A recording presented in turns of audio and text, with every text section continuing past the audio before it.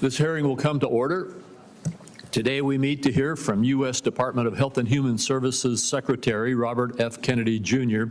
about President Trump's 2026 health care agenda. Mr. Secretary, thank you for being here. While I expect a spirited debate today, I would remind my colleagues that each senator is limited to 5 minutes, and we're going to try to keep that as tight as we can today. There's 27 of us, and we all probably are going to want to have our opportunity.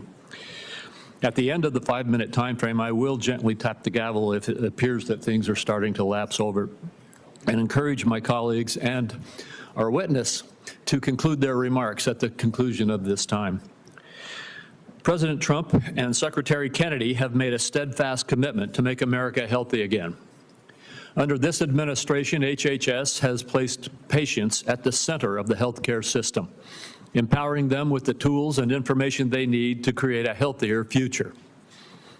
We know that chronic diseases such as heart disease and cancer and diabetes are some of the leading causes of death in America. Now the department has a renewed focus on tackling the root causes of chronic disease and promoting prevention first. I look forward to exploring ways that the federal government can further align payment incentives to support healthy living and fight chronic disease. The administration has also prioritized efforts to end waste, fraud, and abuse in our federal health care programs, including through eligibility and enrollment verification. This critical work is not just about saving taxpayer dollars. It's about restoring trust and ensuring vital programs like Medicare and Medicaid are sustainable for generations to come. In July, the Centers for Medicare and Medicaid Services, CMS, announced that the agency identified 2.8 million Americans who were simultaneously enrolled in multiple Medicaid or Affordable Care Act exchange plans. Stopping this duplicate enrollment while working with states to ensure that individuals do not inappropriately lose coverage has the potential to save taxpayers $14 billion annually. CMS has also taken steps to provide states with additional immigration information to verify eligibility for federal health care programs. Preserving lifelines like Medicaid for those who are legally entitled under the law will ensure long-term sustainability. Congress has bolstered these efforts by passing the One Big Beautiful Bill. This bill enacts common sense reforms to reduce improper payments and brings needed personal accountability to the Medicaid program. These reforms will protect Medicaid and refocus the program on the most vulnerable patients, those whom the program was intended to serve. The OBBA also created the Rural Health Transformation Program, the single largest investment in rural health care in decades, to help stabilize and modernize the rural health delivery system throughout our country. These accomplishments reflect a vision for a healthcare system that is proactive, efficient, and patient-centered. While many of the issues discussed today may be partisan in nature, this committee has a deep history of bipartisan healthcare accomplishments. I remain committed to partnering with this administration and Ranking Member Wyden to enact policies that realign incentives in the prescription drug supply chain, expand access to telehealth, and ensure long-term stability in our physician payment system. Mr. Secretary, I look forward to hearing from you today about the administration's efforts to make America healthy again, and how we can continue to work together to achieve this shared goal. Thank you very much. Senator Wyden. Thank you, Mr. Chairman. As the committee gathers today, the United States is in the midst of a health care calamity, the largest cuts to American health care in the history of our nation, and they are approaching like an avalanche. Last week, most of the senior leadership at the Centers for Disease Control and Prevention were fired or they resigned after refusing to bow to Robert Kennedy's unceasing crusade against vaccines. I traveled across Oregon last month, and the message was the same from one end of the state to the other. Families are confused. They're scared about who to trust about their health care. Robert Kennedy and Donald Trump have done so much to feed that mistrust. This morning, my staff, in partnership with Senator Alsobrooks' team, is releasing a report that shows the disaster of Robert Kennedy's 203 days in office. Every single day, there's been an action that endangers the health and wellness of American families. Robert Kennedy has elevated conspiracy theorists, crackpots, and grifters to make life or death decisions about the health care of the American people. Robert Kennedy's tenure is so far marked by 3 calling cards. One is chaos at federal health agencies, leaving families, doctors, and the entire nation confused and frightened. Corruption that benefits Robert Kennedy, Donald Trump, and their friends at the expense of taxpayers, and higher health costs for families. I ask unanimous consent, Mr. Chairman, to enter this report into the record. Without objection. Then there's chaos. It's been obvious from the start that Robert Kennedy's primary interest is to take vaccines away from Americans. During his confirmation process, he claimed to be pro-safety and pro-science, but his actions reveal a steadfast commitment to elevating junk science and fringe conspiracies. His agenda has not been about choices and information for families. Just last week, he threatened doctors that deviated from the new anti-science vaccine guidelines he released that make it harder for pregnant women and children to get the COVID vaccine. And then there's corruption. Robert Kennedy's bizarre statements and actions beg the question, why? Democrats on this committee answered that question months ago. Robert Kennedy can enrich himself and his allies. His family still stands to gain from class action lawsuits against vaccine makers. Now, Robert Kennedy fired every member, every single one of the group responsible for making vaccine recommendations to doctors across the country under the false pretense of conflicts of interest. Meanwhile, many of the new members of the panel are outright vaccine deniers who've appeared as paid witnesses in lawsuits against vaccine makers. Their conflicts of interest and ethics disclosures remain hidden under lock and key. On top of all this bedlam in American healthcare, just 2 months ago, Donald Trump signed into law the largest healthcare cuts in American history to pay for tax breaks for the wealthiest people and massive corporations in our country. Republicans know these cuts are going to hit communities like a wrecking ball. That's why they pushed the most severe cuts until after the election. That's why their members already introduced bills to roll back some of the cuts. Make no mistake, though, those cuts are being felt right now. We're seeing hospitals in Idaho cutting payments, hospitals and nursing homes. Providence Seaside Hospital in Oregon announced they're shutting down their labor and delivery unit. Every family is going to feel the burden of Trump care in America. Premiums are going to spike next year, especially for those who buy health insurance on their own, but the effects will be felt by those who get insurance also through an employer. Congress has an opportunity to extend the Affordable Care Act tax credits that lower the cost of premiums. Democrats are ready to pass an extension that stops a dramatic premium spike that would force many families to pay double what they do today. Instead of finding ways to help American families pay less for health care, Robert Kennedy is focused on his anti-vaccine mission, fueled by some kind of complex that the consequences be damned.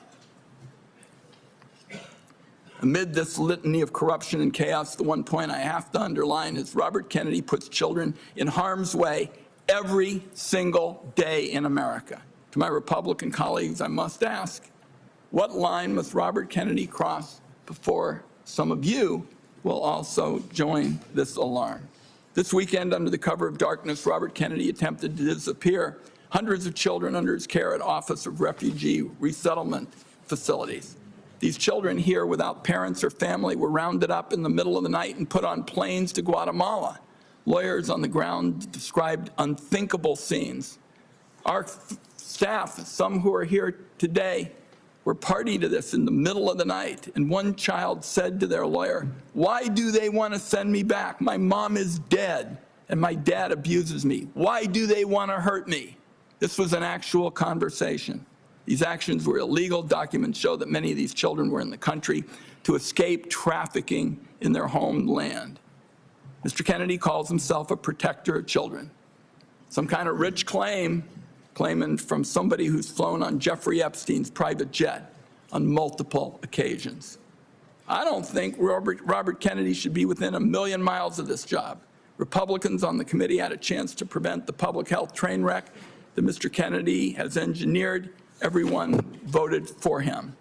It is in the country's best interest that Robert Kennedy step down, and if he doesn't, Donald Trump should fire him before more people are hurt by his reckless disregard for science and the truth. I also would like to note Senator Cantwell has joined us in this effort. I hope, at the very least, Robert Kennedy has the decency to tell the truth this morning. Mr. Chairman, I have a procedural request I'd like to make at this time. It's a short one. Proceed. Thank you, Mr. Chairman. Mr. Chairman, it's unfortunate that I have to say this, but this is a witness who has lied to members of the Senate Finance Committee.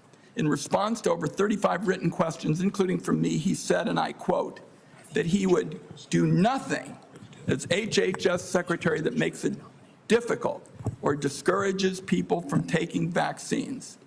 That was clearly not true. His unprecedented unilateral actions to restrict access to COVID vaccines, that alone proves it.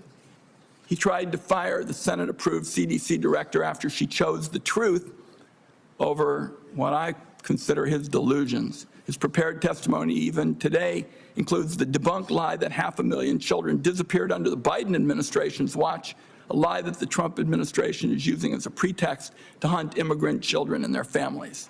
So, my request, Mr. Chairman, and I think it is unfortunate that I have to do this, but given the unprecedented nature of the witness's behavior, I would ask now that the committee formally swear in Robert Kennedy as a witness. Senator Wyden, I will personally object and will reject your request. We will treat this witness as we treat all of the other administration witnesses who come before us.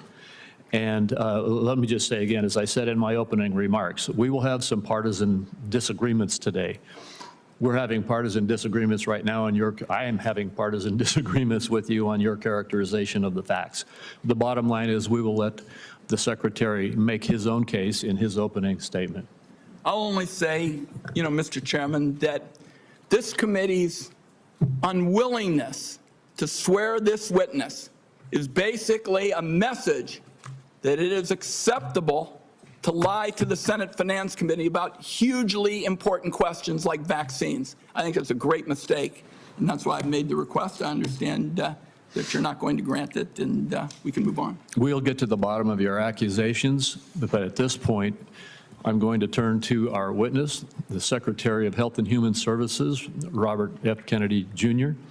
And Mr. Kennedy, Mr. Secretary, you may make your opening statement at this time. Thank you, Chairman Crapo, and thank you, Ranking Member Wyden, for the invitation to appear before the committee today. Before I summarize what we've accomplished this year at HHS, I want to express my deepest condolence to the family of DeKalb County Police Officer David Rose, who gave his life to stop the gunfire attack on the CDC on August 8th. Officer Rose was a veteran. He was a husband and the father of 2 children.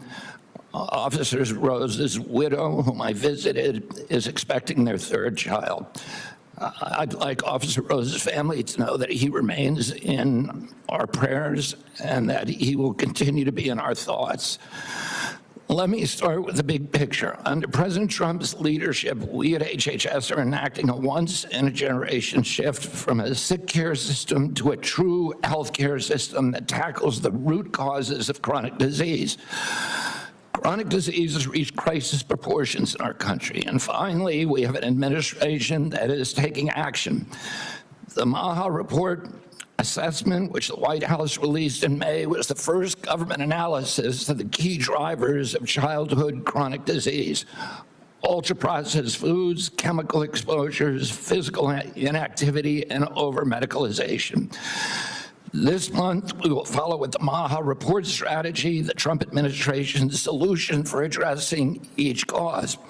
At HHS, we haven't just been writing reports. We have been the busiest, most proactive administration in HHS history. In just half a year, we've taken on food dyes, baby formula contamination, the grass loophole, fluoride in our drinking water, gas station heroin, electronic cigarettes, drug prices, prior authorization, information blocking. Those prior authorizations are it takes over 3 months to get a prior authorization. Senator Kennedy, do you know something? The committee will come to order. Between those pre-authorizations, you're killing millions of people. Prior authorizations. I apologize to you for that outburst, Secretary Kennedy. I would notify everyone else in the audience. Comments from the audience are inappropriate. If there are any further disruptions, the committee will recess until the police can restore order. Mr. Secretary, please proceed.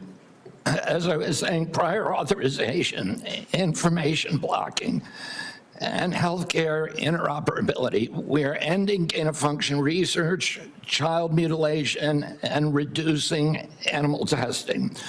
We are addressing cell phone use in schools, excessive screen time for youth, the lack of nutrition education in our medical schools, sickle cell anemia, hepatitis C, the East Palestine chemical spill, and many, many others. At FDA, we are now on track to approve more drugs this year than at any time in history. I'm also proud to say that HHS under President Trump is doing more with less. We have taken measures to fight waste, fraud, and abuse. Just by eliminating duplicative enrollments in CMS, we are saving taxpayers $14 billion a year. Meanwhile, we are expanding access for people who need it. We are ending racist diversity, equity, and inclusion practices and instead focusing on aiding low-income and vulnerable families, regardless of their race, which was the original intent of Title X. We're also pouring $1 billion into Head Start and the Administration for Children and Families. Compassion need not be the casualty of efficiency. I'd like to highlight some issues that have not gotten media attention. First, we are doing our part to fulfill the President's commitment to stop human trafficking, especially of children. We inherited a terrible humanitarian crisis from the previous administration with its open border policies, which allowed the appalling loss of 476,000 unaccompanied children. We have implemented policies now to ensure that that appalling tragedy can never happen again. We have knocked on 82,000 doors and located 22,000 of those children. I promise you that we will do more in the next 3 years. We are also addressing the disastrous health conditions in tribal communities on Native American reservations. I've met face-to-face with tribal leaders in dozens of communities and tribes in Alaska, Arizona, Idaho, New Mexico, and elsewhere. And I look forward to making HHS resources more available to those communities. One of the most significant initiatives under President Trump is the Rural Health Transformation Fund, part of the President's Big Beautiful Bill, which will provide the greatest investment of federal money into rural health care in history. Finally, I would like to address the recent shakeups at CDC. These changes were absolutely necessary adjustments to restore the agency to its role as the world's gold standard public health agency with the central mission of protecting Americans from infectious disease. CDC failed that responsibility miserably during COVID, when its disastrous and nonsensical policies destroyed small businesses, violated civil liberties, closed our schools, caused generational damage in doing so, massed infants with no science, and heightened economic inequality. And yet all those oppressive and unscientific interventions failed to do anything about the disease itself. America is home to 4.2% of the world's population, yet we had nearly 20% of the COVID deaths. We literally did worse than any country in the world. And the people at CDC who oversaw that process, who put masks on our children, who closed our schools, are the people who will be leaving. And that's why we need bold, competent, and creative new leadership at CDC. People able and willing to chart a new course. As my father once said, progress is a nice word, but change is its motivator, and change has its enemies. That's why we need new blood at CDC. That's also why it's imperative that we remove officials with conflicts of interest and catastrophically bad judgment and political agendas. We need unbiased, politics-free, transparent, evidence-based science in the public interest. Those are the guiding principles behind the changes at the CDC, and that is what you can expect all across our agency for the next 3 years.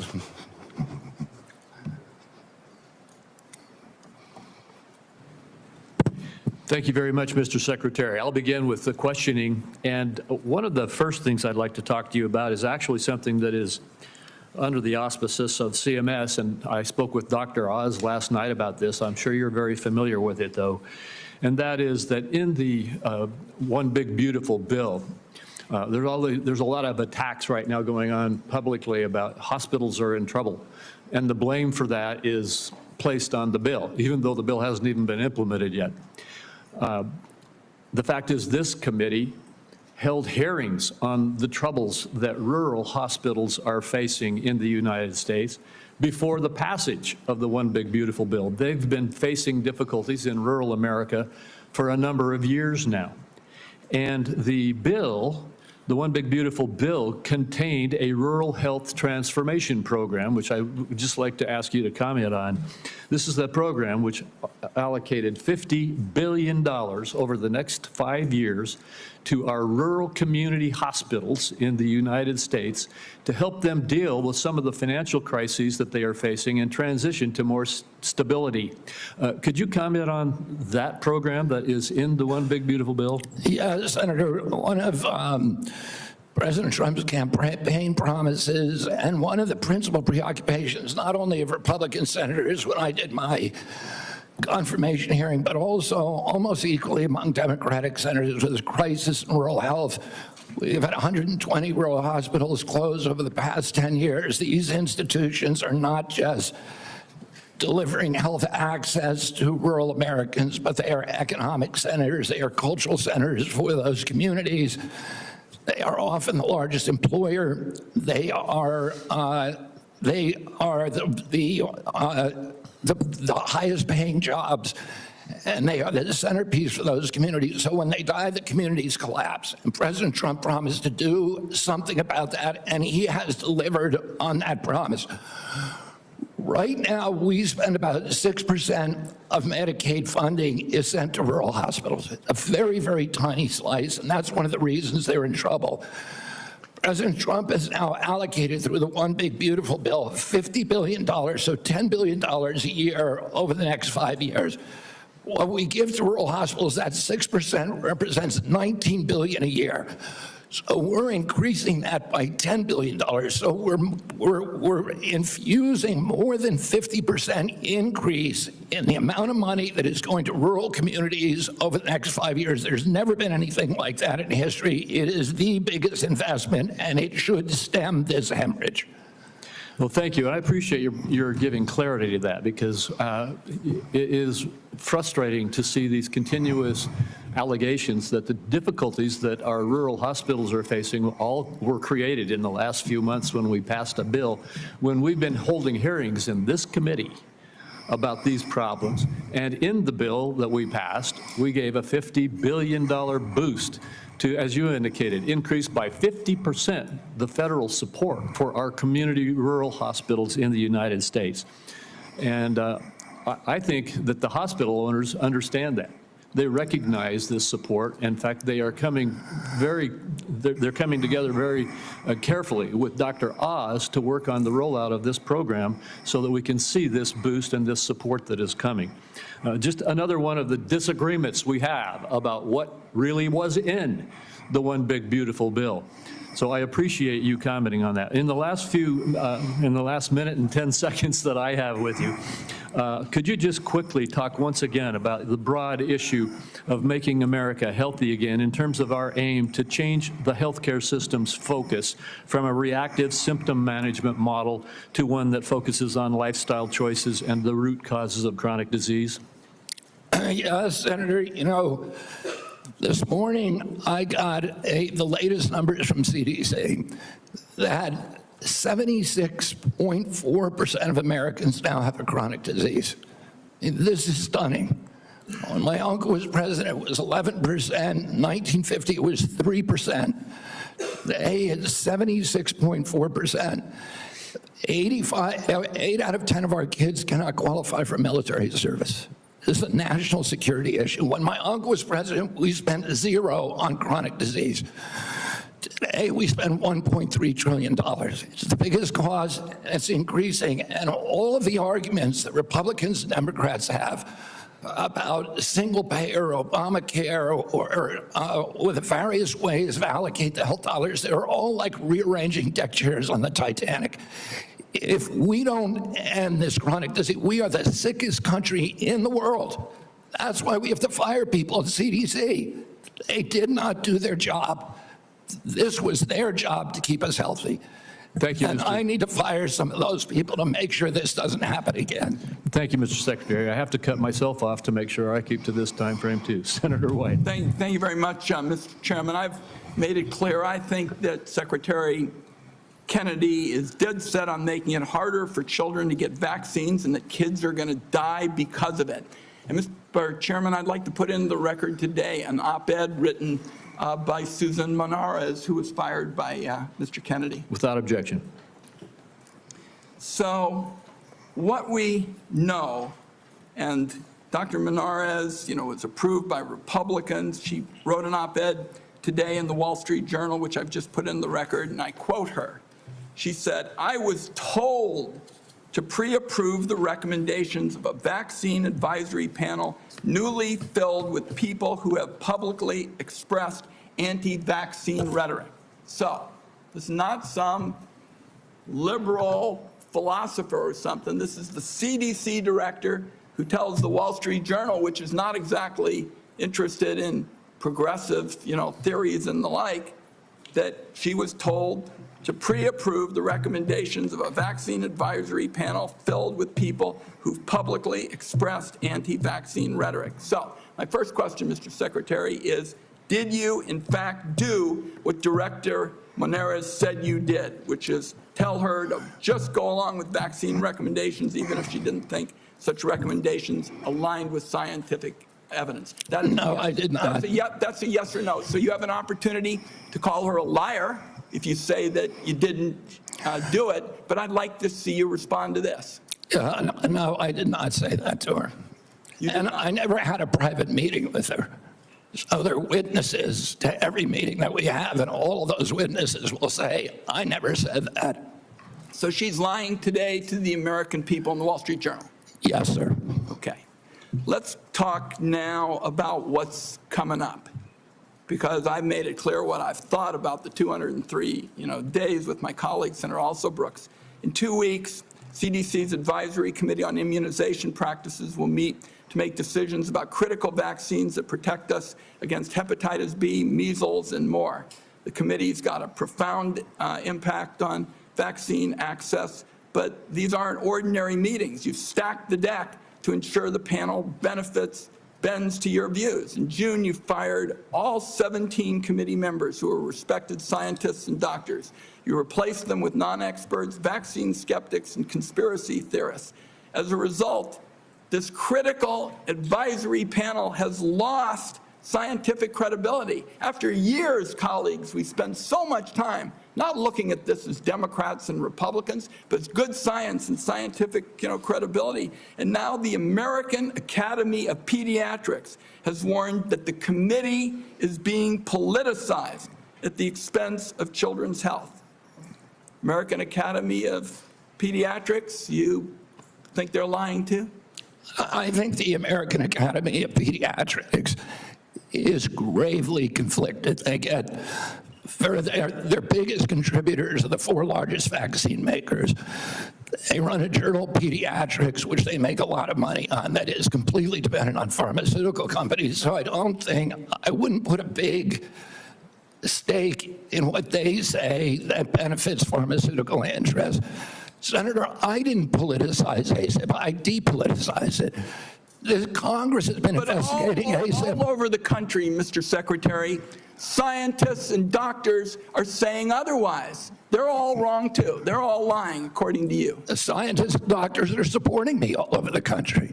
There is division on opinion. I don't get letters from thousands of people who are not political saying that this set of changes is going to damage American healthcare, and particularly these healthcare agencies, for decades to come. I don't get any letters from people saying, hey, this is going to make a big difference forever. Yeah, maybe you're listening to a selective group of people. Well, you get me. Yeah, and I will. Fine. I will tell you what, Senator. I will put my mailbag against your mailbag any day of the week. I got 30 seconds.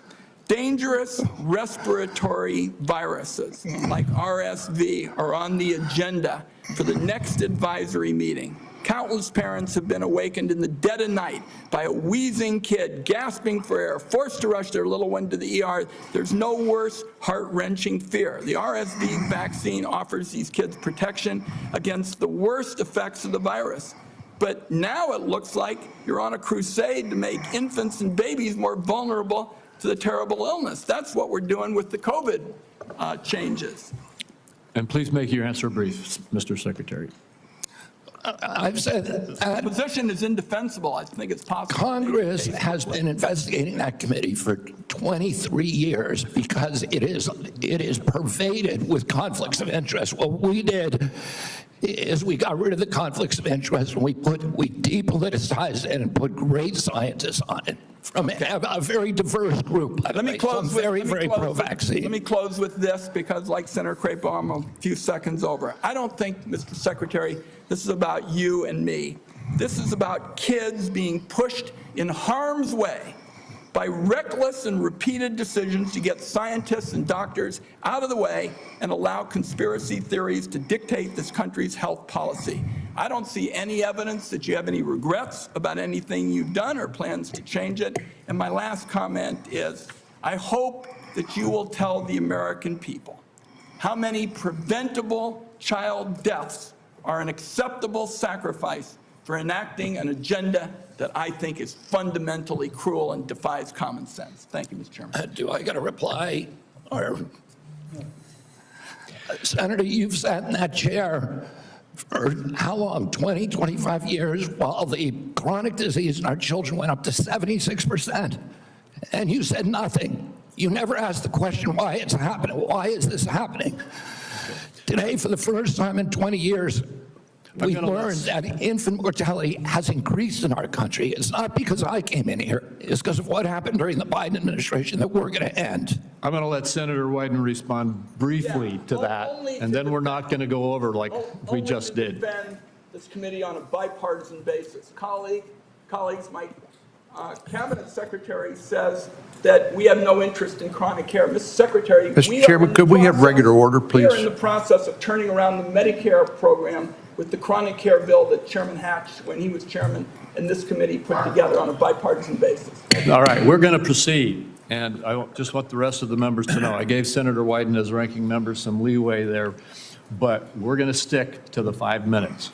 Senator Grassley. First of all, thank you. I have asked HHS secretaries in the past to fully utilize the Rural Community Hospital Demonstration Program under Medicare. The program has been underutilized. In May, the CMS filled the open slots. Thanks to your agency's work, there's been 10 more rural hospitals in the program. It's important that the federal government uses every tool possible to help rural hospitals, and thank you for making that possible.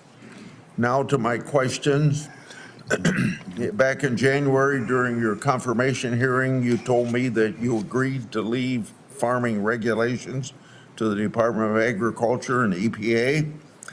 Do you think that any comments you have made since your confirmation on topics dealing with agriculture are consistent with what you said in January, that USDA and EPA ought to be regulating farming, and that the Department of Health and Human Services should not seek to regulate farms, the tools they use, or the markets that they sell into? Yes, Senator, we are working very, very closely with Brooke Rollins and with the agricultural community.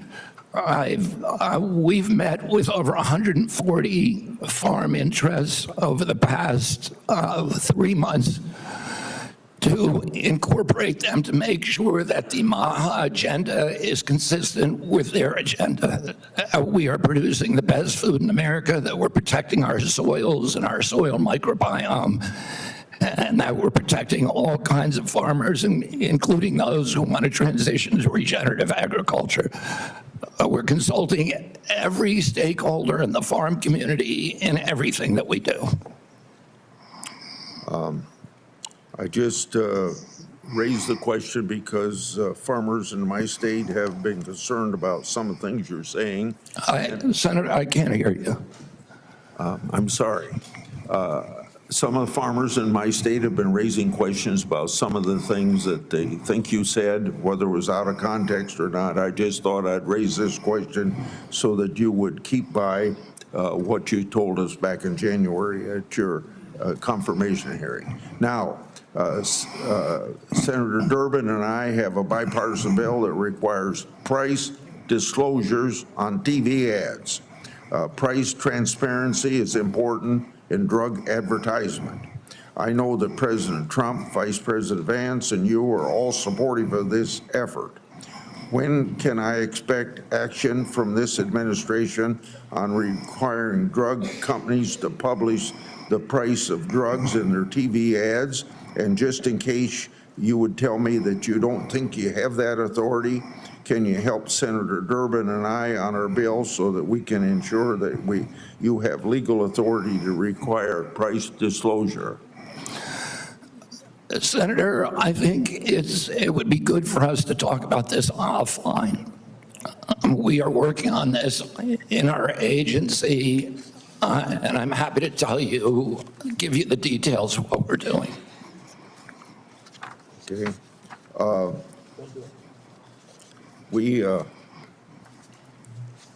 got a question here on transplant. Senator Kennedy and I have been working, or Senator Wyden and I have been working on this. For nearly 2 decades, I've engaged in a bipartisan oversight of the organ transplant system. HRSA has developed a tool to combat transplant line skipping. I hope that you can take steps to make sure that these steps are being taken by HHS and HRSA to curb transplant line skipping. On July the 2nd, Senator Wyden and I wrote you a letter highlighting cases of OPOs in Mississippi and Kentucky. In each of these cases, OPO allegedly tried to harvest organs from patients still showing signs of life. I expect you to take steps from through these organizations to ensure that this doesn't happen again. We have mounted a major investigation of misconduct, of illegal behavior, of organ harvesting, of living people, of line skipping, of favoritism, of all kinds of scandalous behavior inside the organ procurement organizations. We have already ended the contract, terminated the contract to the sole source provider. We are reorganizing the entire industry so that this can never happen again. I'm happy to go into the details with you if I had more time. Thank you. Senator Cornyn. Mr. Secretary, the United States spends approximately 18% of our GDP on health care, and yet by most accounts, we rank roughly 10th in the world in terms of the healthcare outcomes.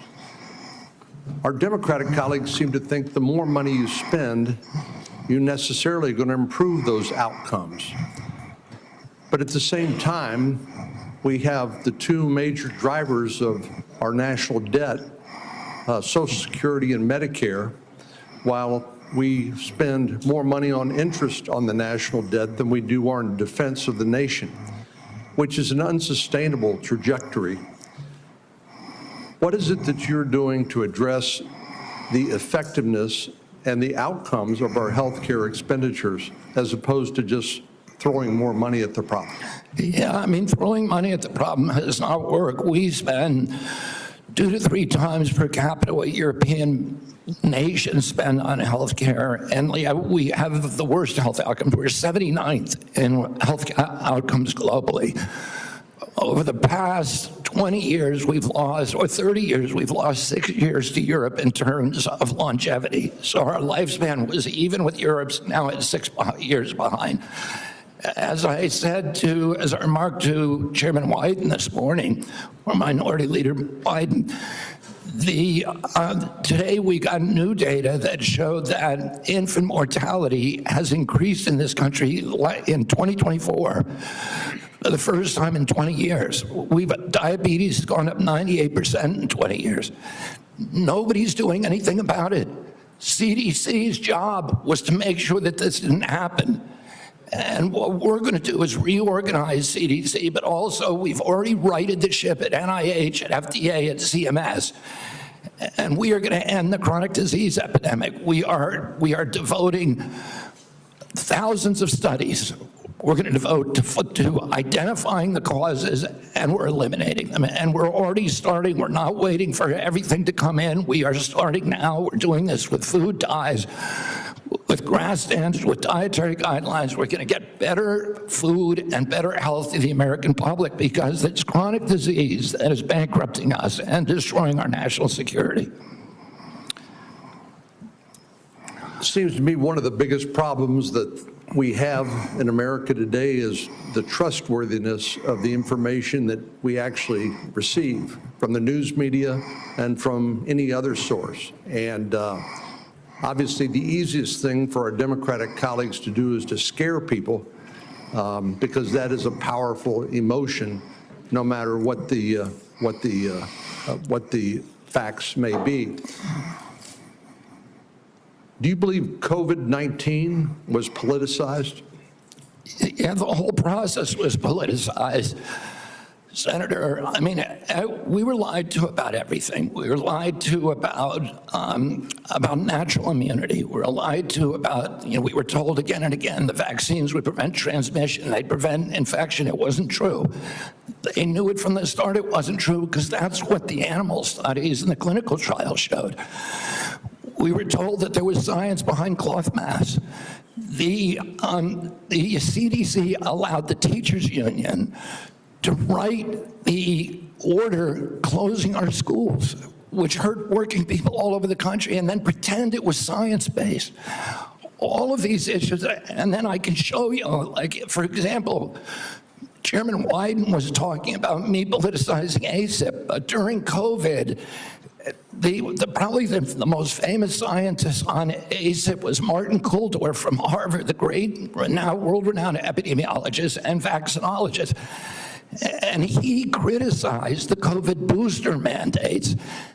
They ejected him from COVID because he wasn't in the orthodoxy. The two biggest health officials at FDA during COVID, Dr. Gruber and Dr. Krause, criticized the Biden mandates, vaccine mandate. President Biden said in August, I would never take that vaccine, the Trump vaccine. And he came in, he mandated it, and then he fired the two top health officials at FDA who said, hey, this thing has not been properly tested. So the whole process was politicized, and even today. So let me, in 15 seconds, so I think you answered yes. It was politicized.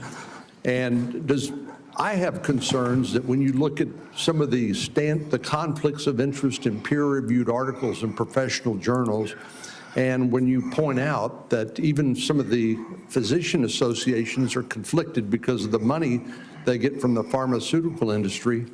Are you committed to trying to make sure that we use the best science and separate and eliminate politics as much as possible? That is what my job is. That's what my mission is. Eliminate the politics from science. Senator Bennett. Mr. Secretary, in June, you fired every member. Mr. Secretary, are you? Mr. Secretary, may I have my time back, Mr. Chairman? Thank you. Mr. Secretary, thank you for your attention. In June, you fired every member of the well-qualified panel that was charged with recommending vaccines to the CDC. No one in your job has ever fired every committee member all at once. That month, you told the American people that you were, quote, going to bring great people onto the ACIP panel, not anti-vaxxers. Are you aware that one of the people you put on the panel, Dr. Robert Malone, claimed that the commonly used mRNA vaccine, quote, causes a form of AIDS and can damage children's, quote, brains, their heart, their immune system, and their ability to have children in the future? Yes or no, Mr. Kennedy? And Dr. Malone is one of the inventors. Yes or no? Yes or no? Were you aware that he had that view when you appointed him to this panel? Dr. Malone is one of the inventors. As I said, Dr. Malone is one of the inventors of the mRNA That's fine. vaccine, That's not so he knows a lot more about it than I do. Mr. Chairman, that statement is not true that Dr. Malone made, just as it wasn't true when you wrote that, quote, African AIDS is entirely different from Western AIDS. Are you aware that another one of these new members, Dr. Levy, wrote that, quote, evidence is mounting and indisputable that mRNA vaccines cause serious harm, including death, especially among young people? Yes or no? Are you aware that he said that? I wasn't aware he said it, but I think I agree with it. You agree with it? It's not true. It wasn't true when he said it, and it's not true when you said it.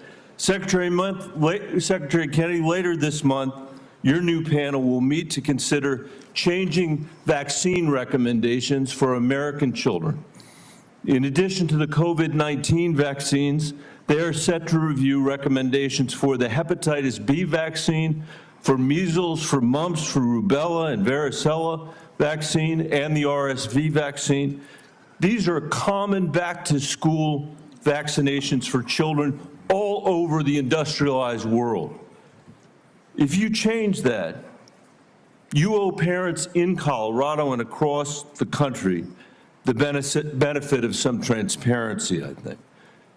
If your panel recommends changing the vaccine schedule for children, do you anticipate that fewer children will receive these common vaccinations, yes or no? What I would say, Senator, the obvious answer is yes. Should parents and schools of Colorado be prepared for more measles outbreaks as a result of that, Mr. Secretary?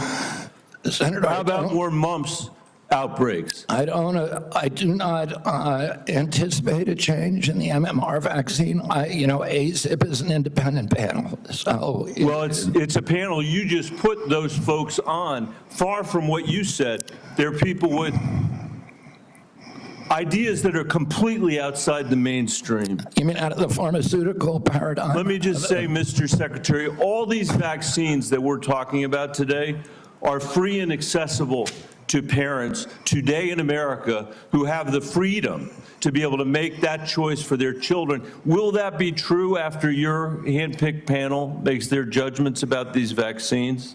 I think that parents should be free to... I know you said that before. I do too. To make their own choices. So will they be just as free after these? I assume they will be. I will hold you to that, Secretary Kennedy. Because this is not a podcast, it is the American people's health that's on the line here. This is the last thing, by the way, our parents need when their kids are going back to school, is to have the kind of confusion and expense and scarcity that you're creating as a result of your ideology. I think it's critical for you to share the evidence that this panel will rely on. Will you give the American people 6 months or 6 weeks in advance the record that they're going to rely on to make these decisions? Will you make it transparent for the American people? All the evidence is transparent. Will all you the make evidence- it in advance transparent for the American people so they can comment on it? All the evidence is transparent for the first time in history, and you were never there complaining when the pharmaceutical companies were picking those people and then running their products through with no safety testing. You can characterize it any way you want. I quoted them today. What I said was accurate.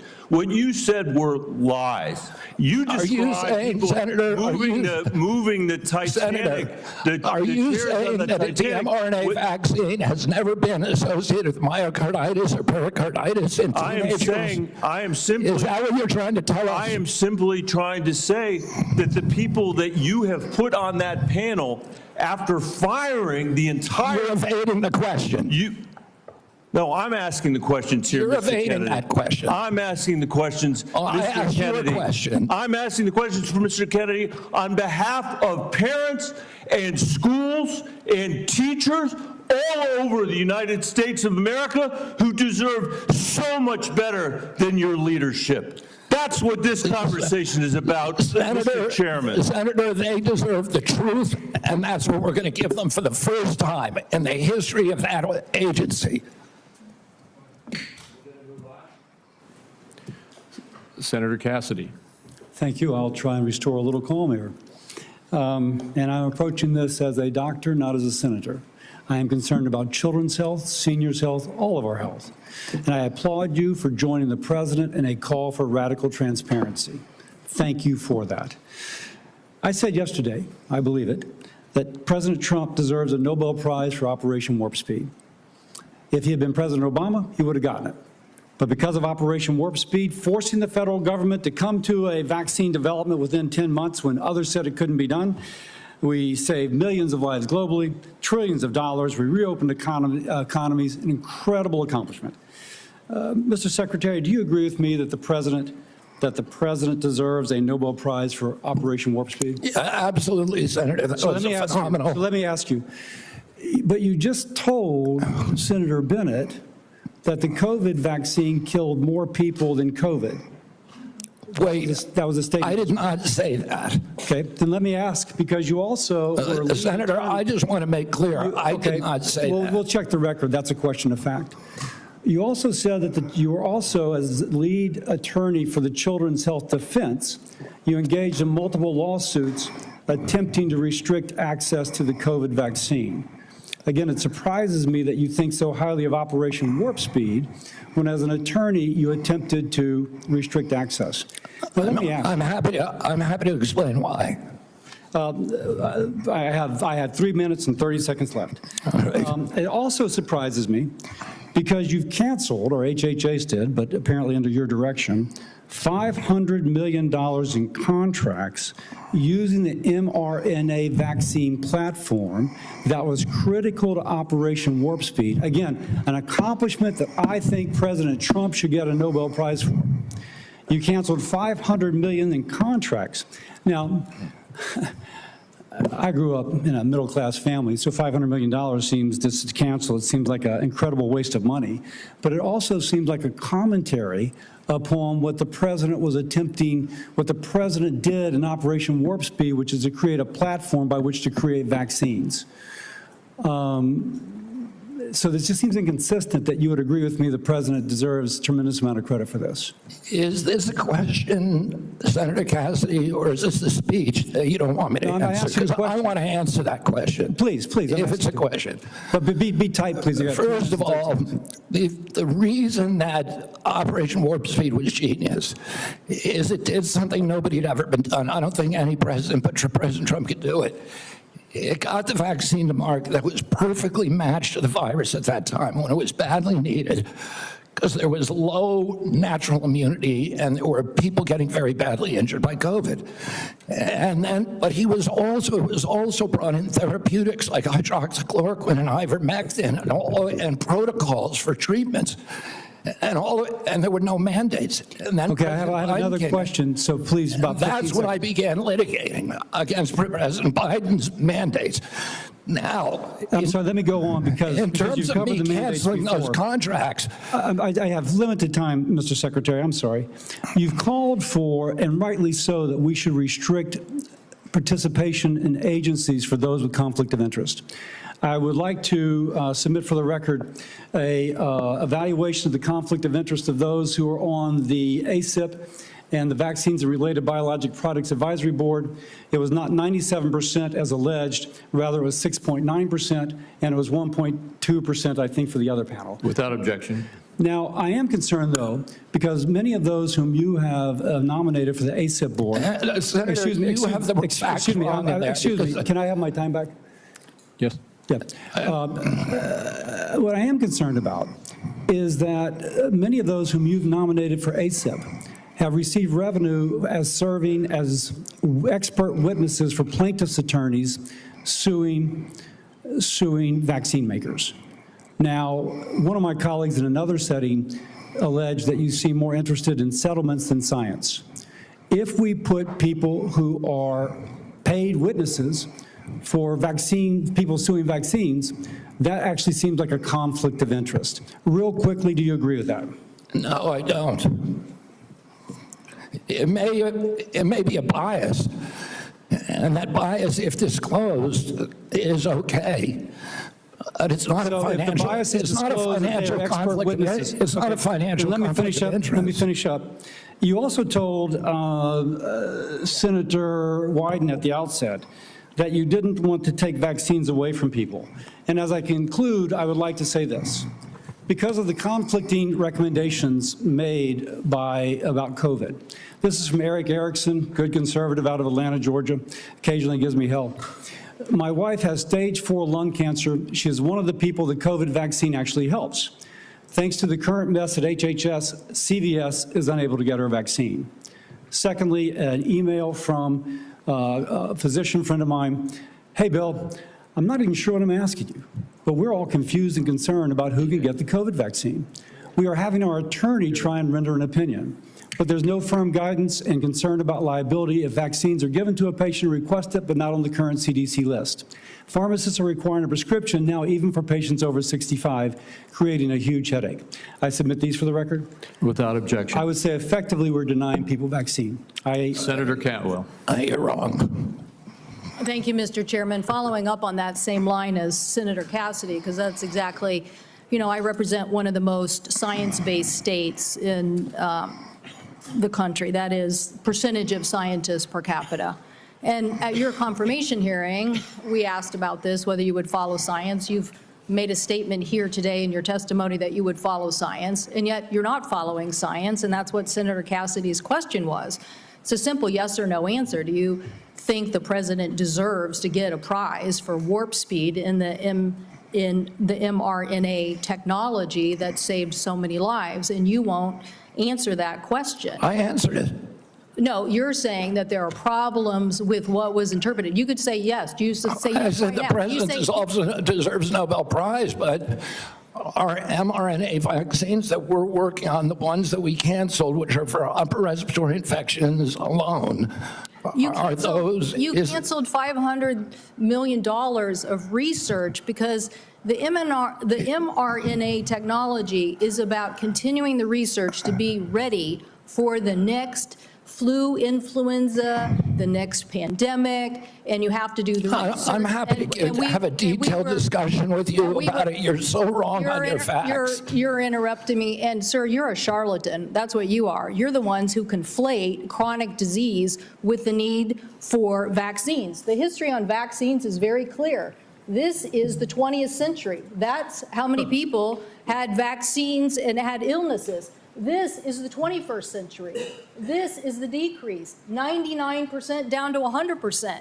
This is what was delivered with vaccines, and you don't want to support that. You don't want to support that evidence. So yes, the governors of the West, Washington, Oregon, and California, will take up the efficacy of science. Yes, the University of Washington will deliver the science that America will depend on, because you don't want to depend on it. And his own Surgeon General of the Trump administration said over 2 million lives were saved because of the mRNA technology, and you don't want to continue that. You don't want to continue that technology. So what country is going to now take up that technology lead? What country is going to do that? Leaving us more vulnerable to some other country, keeping the advantage on having the best technology. So I'm telling you, I represent a state that's about technology. I have two other quick questions for you. These questions or statements? Because I can answer that question if it's actually a question. Do you believe in having the ACA and the support for the ACA that is about to expire? Do you believe in doing something about that? In terms of the enhanced premium tax credits, Yes. the Democrats had two chances to make them permanent, and they didn't. And they didn't We're for the a ones reason. we're the ones who delivered it. So I'm just They asking didn't yes for a or no, reason. do you want to do something about this? Yes or I no? want to fix the system, and that's what we're doing, fixing systematically to make premiums lower. That's what President Trump Do you wants think to do. do you think the women on the steps of the Capitol were a hoax yesterday? I don't know about any women on the steps of the Capitol. The women who yesterday. were talking about Epstein, do you think they were a hoax yesterday? Do I think they were Do you think they were perpetrating a hoax yesterday? perpetuating a hoax? Yeah. I have no idea what they were saying. This is the first I'm hearing about it. You're hearing about the women on the Capitol steps saying that they believe that the Epstein information should be made public? That's the first you're hearing about it?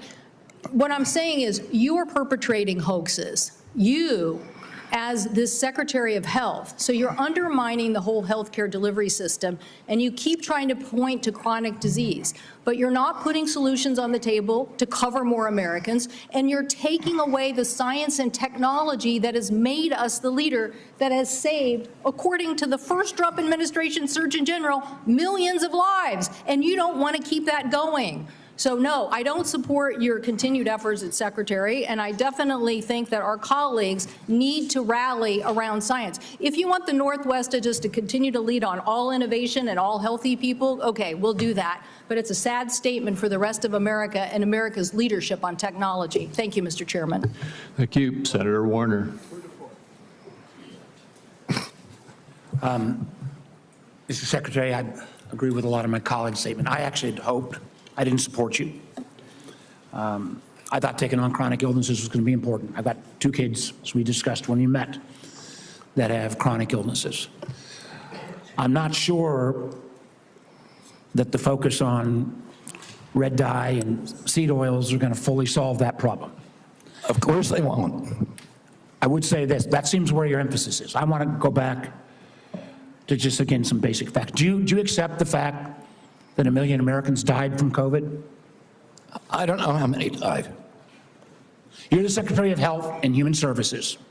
You don't have any idea how many Americans died from COVID? I don't think anybody knows that because there was so much data chaos coming out of the CDC, and there were so many perverse incentives, and these are model studies. You don't know the answer of how many Americans died from COVID. This is the Secretary of Health and Human Services. Do you think the vaccine did anything to prevent additional deaths? Again, I would like to see the data and talk about the data. You have had this job for 8 months, and you don't know the data about whether the vaccine saved and that's lives? the problem, is that they didn't have the data. The data by the Biden administration absolutely dismal. It was data chaos. Who was politicizing? You're saying the Biden administration politicized all the data? Go back to what Senator Cantwell just said. Fired Dr. Go to the Trump Surgeon General. They fired Dr. Crapo. They fired all the people who questioned the orthodoxy. They fired Dr. Gruber, Dr. Krauss, Mr. Chairman, the Secretary of Health and Human Services doesn't know how many Americans died from COVID. Doesn't know if the vaccine helped prevent any deaths. And you are sitting as Secretary of Health and Human Services? How can you be that ignorant? Like, You know, I remember when we went through the hearing with you, I asked you about community health centers. You didn't know what role they play. I've been visiting community. I'm glad you got to one, I think in April. I tell you what I hear on community health centers, they are terrified, with all due respect to my good friend, the chairman, of the big awful bill, because they are going to lose health care across the board. They already live in food deserts. They can't get to a nutritionist because Medicaid doesn't do enough reimbursement. If you're going to want Americans to get healthier, should they have access to nutritionists? Should they have access to good science about healthy food? Absolutely. Well, then how is that going to happen with the Medicaid cuts that are taking place? There are no cuts to Medicaid. Sir, that is an absurd. There is not a single, some of my Republican colleagues, but there is not a single study that does not, and I can tell you, I was in Franklin, Virginia a couple days ago. The rural hospital is going to close. The hospital system was so afraid they wouldn't even let me have the meeting there. But that rural hospital is going to close. And they are looking for where those folks are going to go. I mean, you're supposed to be doing health care policy, not being the doctor in residence for all of America. I hope I can just say, I'm still going to trust my doctor rather than your health advice. And obviously, Tom Cotton's going to, who knows who he's going to trust. But let me go back to policy for a couple, so maybe we can lower the temperature a little bit. I got a bipartisan bill that would be a systemic fix, not a vote-buying mechanism when Medicaid's getting cut, what was put in on the rural hospitals. One of the things we could do, Mr. Secretary, is make sure that the folks who work in rural hospitals get an 80% reimbursement of what folks get in more urban centers. Would you support that legislation? Are you talking about the area wage index? I'm talking about the area wage index and moving that up to 80%. So there is actually ability to get rural providers. President Trump supports that, and we support. Do you support? You support. Good. So you will work with us to get that passed. Yes. That will increase costs on both Medicaid and Medicare. So you are committed to that. I appreciate that. What about Senator Wyden and I've got a bill because across America. What about what? Hospitals are shutting down on their OBGYN services. Try to have a baby. I don't know about in all of my other friend states, but in Southside Virginia, you can't find a hospital. Will you work with us to make sure that before OBGYN services are taken out of a rural hospital, there has to be a process and procedure? I'm happy to work with you on that, Senator, meet with you and see if we can work with you on it. I don't know exactly what the issue is. Well, again, the Secretary of Health and Human Services, who has said he doesn't know how many people died from COVID, doesn't know if the vaccine saved lives, doesn't understand the issue that OBGYN doctors are fleeing rural America because they can't afford it. And with the cuts that are coming up, it's going to be exponentially worse. I would invite you, sir, to come with me to a community health center in Virginia and hear what is on people's mind. They want to get healthier? Absolutely. Count me in. But they also don't want their basic health care removed. Thank you, Mr. Chairman. Senator Langford. Mr. Chairman, thank you. Secretary, good to see you again. As I traveled around Oklahoma during August, it was great to be able to be home. I had several folks that contacted me, and we had some great meetings with some rural hospitals as well. They're looking forward to the $50 billion for the One Big Beautiful Bill that is targeting towards rural hospitals, starting with $10 billion next year. I know you're quickly getting all the instructions out on that. We know that's in process. It was good to be able to visit with them and be able to talk about that. They're very pleased. Thanks for the work you're doing on that. I also met with some of our groups that do incredible medical research on this. I know the NIH grants were held for a while and being studied. Those have been released, and grateful to be able to see that because there's some amazing medical research that's happening, including some longitudinal studies. They need those dollars released, so I appreciate y'all getting those released out there. I did hear from a lot of our folks, and I want to talk about one of these issues. From a lot of our hospitals, they immediately raised the issue of Medicare Advantage plans and how they're withholding payments, they're delaying payments back to hospitals, and a problem that's been for rural hospitals. I know y'all are working on that as well. We want to work with you on that. But you and I have spoken on the second issue on that, and it's the pharmacy benefit managers. During the confirmation process, it was interesting when you and I met in my office, you said every single senator brought up PBMs to you, and you made the statement during the confirmation process, this is an area that President Trump wants to take on, is the pharmacy benefit managers. This is unfinished business in this committee, but I wanted to just know, what is HHS doing at this point on the PBM issue in particular to make sure we're not driving out rural pharmacies, and what we can do to be able to make sure that's fair? I mean, it's a priority for the president. He talks to me about it, I would say, at least once a week, sometimes at 11 o'clock at night. And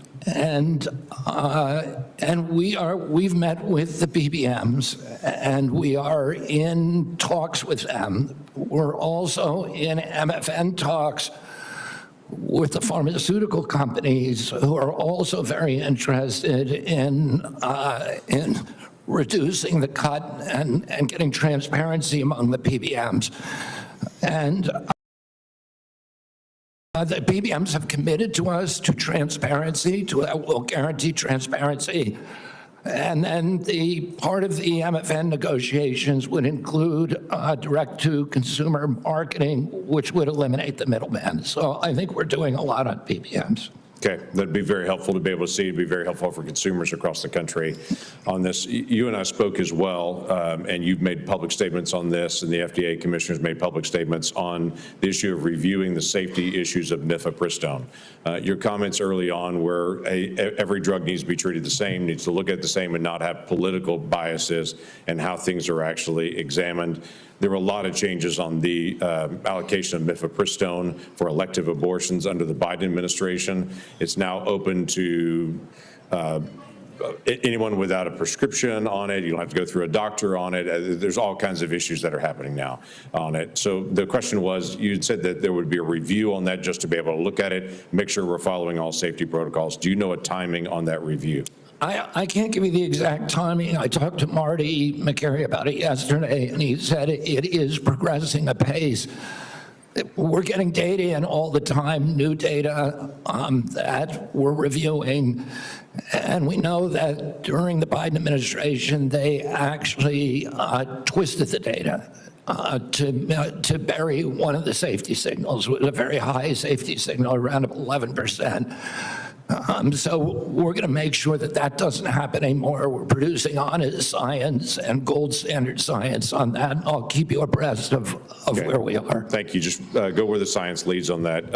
During the Biden administration, the Title X regulation that requires Title X family planning programs recipients to physically and financially separate from abortion activities, their Title X activities, and eliminate them promoting or providing abortion with those funds. That was flipped from the original Trump rule that was done under the first presidency. During a confirmation, you had committed to go back and look at that again and to be able to see. My question is, do you know the timeline for agency action for when that rule on Title X and the separation payments rule will be either reviewed or will actually be reinstated to the original Trump rule under his first presidency? I don't know if they're I just don't know the answer to your question, whether they're actually reviewing the rule right now.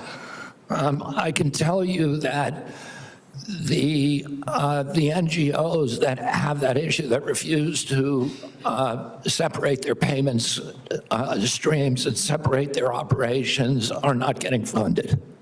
Okay, well, that was an issue under the law when it first came out, to be able to keep those things separate on it. So look forward to that. Thank you, Mr. Chairman.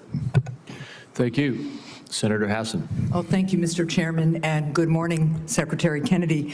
Just before I ask a question, I did want to note, in response to the Secretary's statement that the Trump administration wants to lower the cost of health insurance, that across the country right now, the median increase for commercial insurers that we're seeing this fall is 18%, just as families are struggling to make ends meet. Now, I want to follow up on a line of questioning that Senator Cassidy began. Mr. Secretary, President Trump said that the COVID-19 vaccine produced by Operation Warp Speed was, and these are the president's words, a monumental national achievement. Although I have strongly opposed many of President Trump's actions, I agree with him that Operation Warp Speed in 2020 was a monumental achievement. Unfortunately, you are undermining one of the president's biggest achievements, which, as the president said, saved millions of American lives. You even went as far as to call President Trump weak for this life-saving accomplishment. Last year, you tweeted that President Trump has a weakness for swamp creatures, and that Operation Warp Speed was among, here's your quote again, the most devastating impact of President Trump's weakness. So, Mr. Secretary, was Operation Warp Speed a monumental national achievement, as President Trump said? For the reason that I already said, and I assume you won't let me repeat, but I'm happy to if you want, yes, it was. Good. Assuming it is a monumental achievement, you've said it was, is it true that, as President Trump has said, he saved millions of American lives with the COVID-19 vaccine? Because you've just expressed great confusion about that to Senator Warner. The only confusion I express is exactly how many lives were saved. I don't think anybody knows that because of the data chaos. So multiple studies have shown that the vaccine reduced infections and severe diseases and saved at least 3 million lives in the United States and millions more abroad in the first 2 years of the pandemic. It's possible those are modeling studies. I will also note, just as you've been talking about data and concern about it, the process for COVID vaccine approval was public, it was live streamed, and it was out in the open. Manufacturers and experts have publicly submitted data analysis, and when the FDA has asked for more, they've submitted more. They've done that for years, and the evidence is clear and supports what President Trump has said. The vaccine works, and it has saved millions of lives. Your own process, on the other hand, has not been transparent.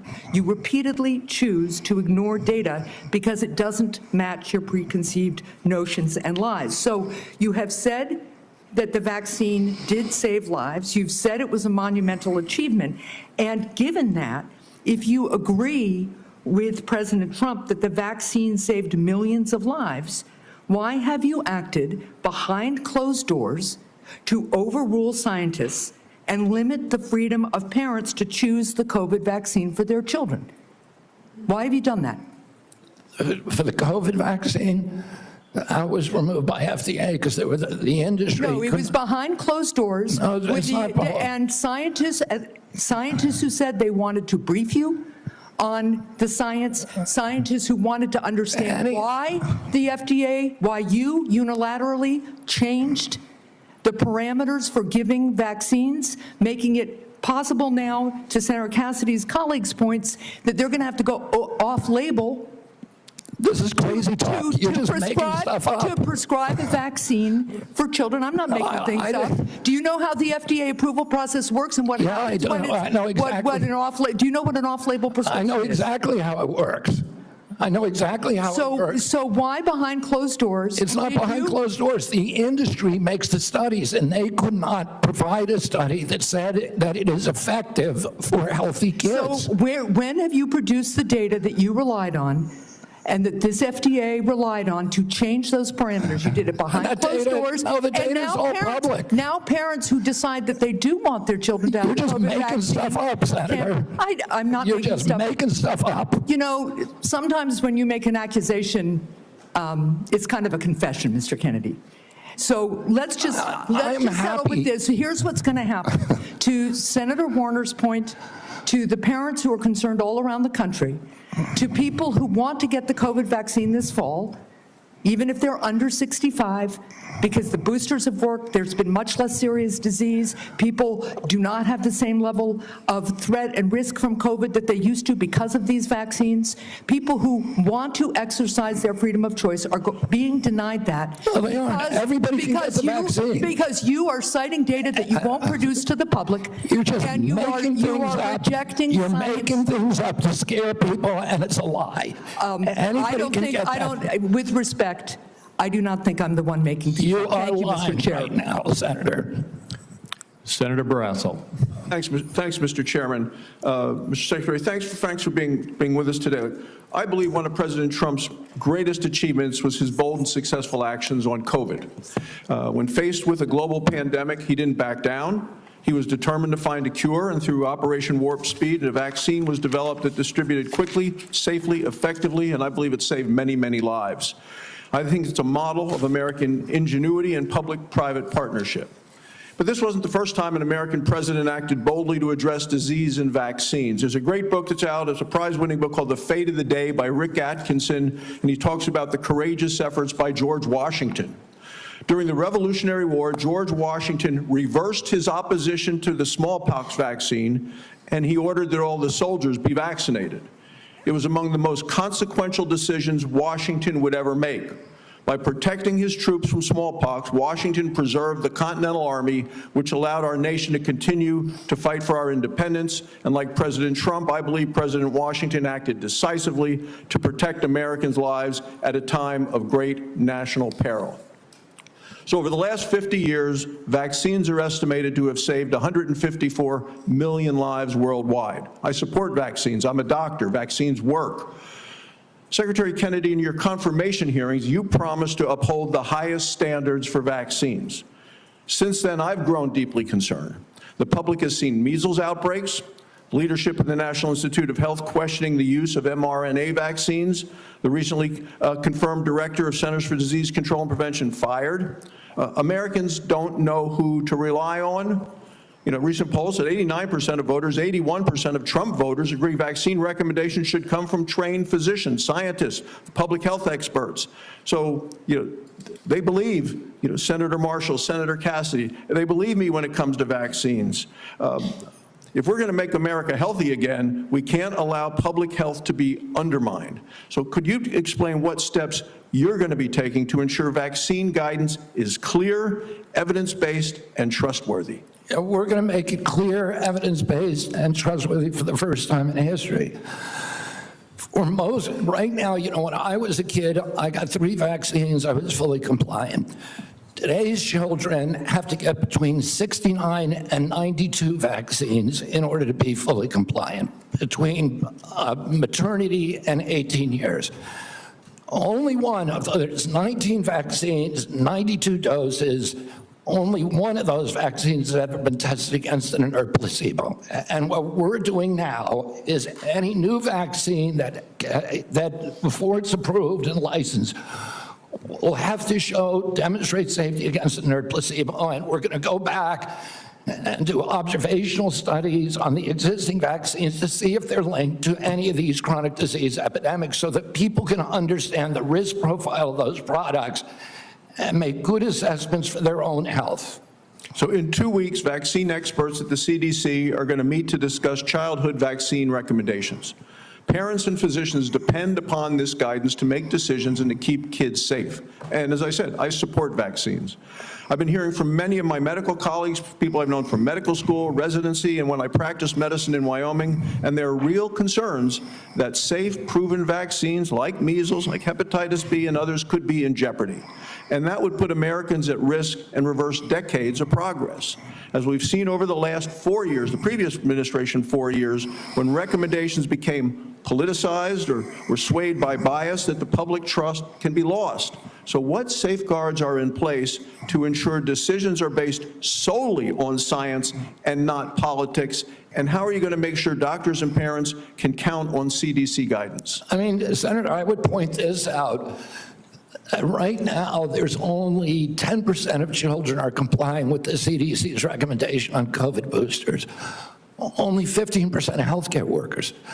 So Americans have lost faith in CDC, and we need to restore that faith. And we're going to do that by telling the truth and not through propaganda, by making them understand that everything that we say is true, that we're going to tell them what we know, we're going to tell them what we don't know, and we're going to tell them what we're researching and how we're doing it, and we're going to be transparent. It's the only way to restore trust in the agency, by making it trustworthy. Finally, with chronic diseases, like you, I'm committed to addressing our nation's growing rate of chronic diseases. I think if we're going to make America healthy again, we need to support rural primary care providers that play a role. As a rural physician, I want to make sure we can prevent and manage chronic diseases in their communities, and I ask for you to continue to work with us specifically with regard to rural health. Thank you, Congressman. Senator Daines. Chairman Crapo, thank you. Secretary Kennedy, welcome. It's good to see you here again. I want to begin my time by talking about the issue of federal deregulation of chemical abortion drugs. Since mifepristone was approved in 2000, 25 years ago, the FDA has steadily stripped away safeguards related to this drug, no longer requiring a doctor's prescription, no follow-up visits, no adverse event reporting, and now allowing it to be sent through the mail. Earlier this year, there was a new study that analyzed 865,000 real-world insurance claims, and it found that nearly 11% of women experienced a serious adverse event within 45 days of taking mifepristone. To put that in perspective, that is 22 times higher than the FDA's long-standing estimate of less than 0.5%. While these findings alone are shocking, my conversations with those in the medical profession, credible medical professionals, lead me to believe that even this study may indeed underrepresent the scale of the problem. For years, we've heard the misleading and frankly very harmful lie that's being sold to women that this drug is, and I quote, safe as Tylenol. These lies sadly have real-world consequences. Just last year, 2 women died as a result of taking chemical abortion pills because they were able to access them without appropriate medical oversight. And by the way, that's all allowed by the FDA. Mr. Secretary, I am grateful that you and FDA Commissioner McCary have already begun the process of reviewing this new data on the safety of mifepristone. We talked about this during your confirmation hearing. My question is, could you provide any updates on the status and the scope of that review and whether the FDA intends to replicate studies like the one that I referenced? I think those are, I don't know if they're going to do an insurance claim study. That's one way to do it. I don't know exactly whether they're doing epidemiological studies or observational studies. I don't know exactly what they're doing, but I know I talked to Marty McCary about it yesterday, and he said those studies are progressing and that they're ongoing. So I will keep your office informed at every stage.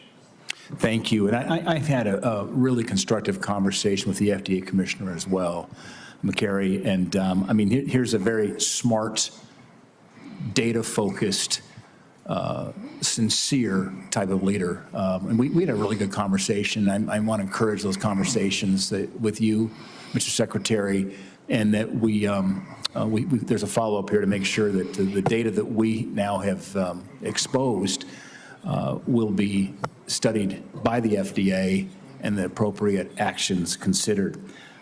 Given the legitimate safety concerns surrounding mifepristone and your actions to roll back other COVID emergency measures, will you repeal the COVID-era telemedicine allowance, given that we're repealing these COVID-era regulations and emergency measures? Would you repeal the COVID-era telemedicine allowance for chemical abortion drugs and restore the requirement for an in-person doctor visit?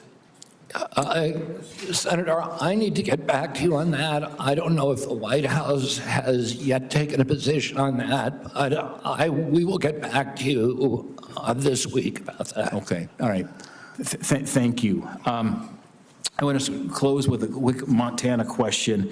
Earlier this week, the state of Montana submitted a Medicaid demonstration waiver application to CMS to strengthen the state's Medicaid expansion program.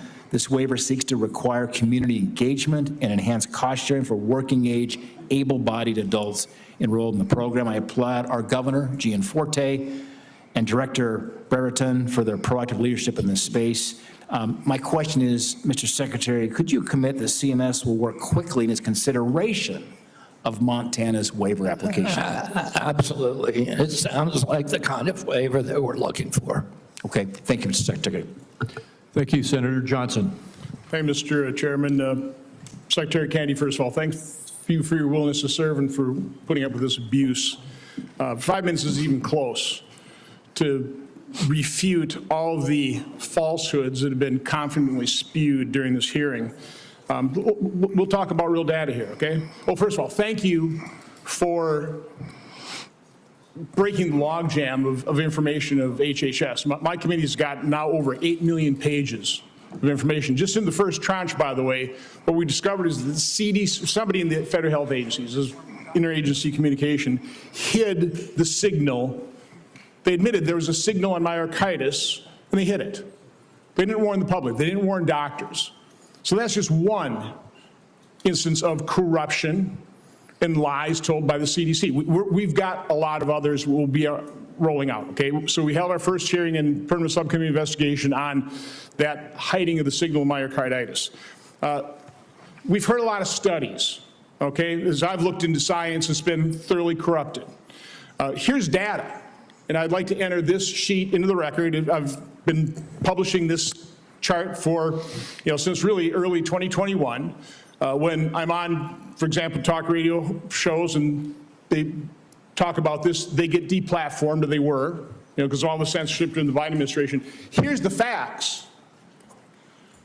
The VAERS system that was touted in October of 2020, this great safety surveillance system on COVID, few months later, when they didn't like the results, they started denigrating their own system. But VAERS shows that there have been 38,742 deaths reported on VAERS worldwide associated with the COVID vaccine. 38,742.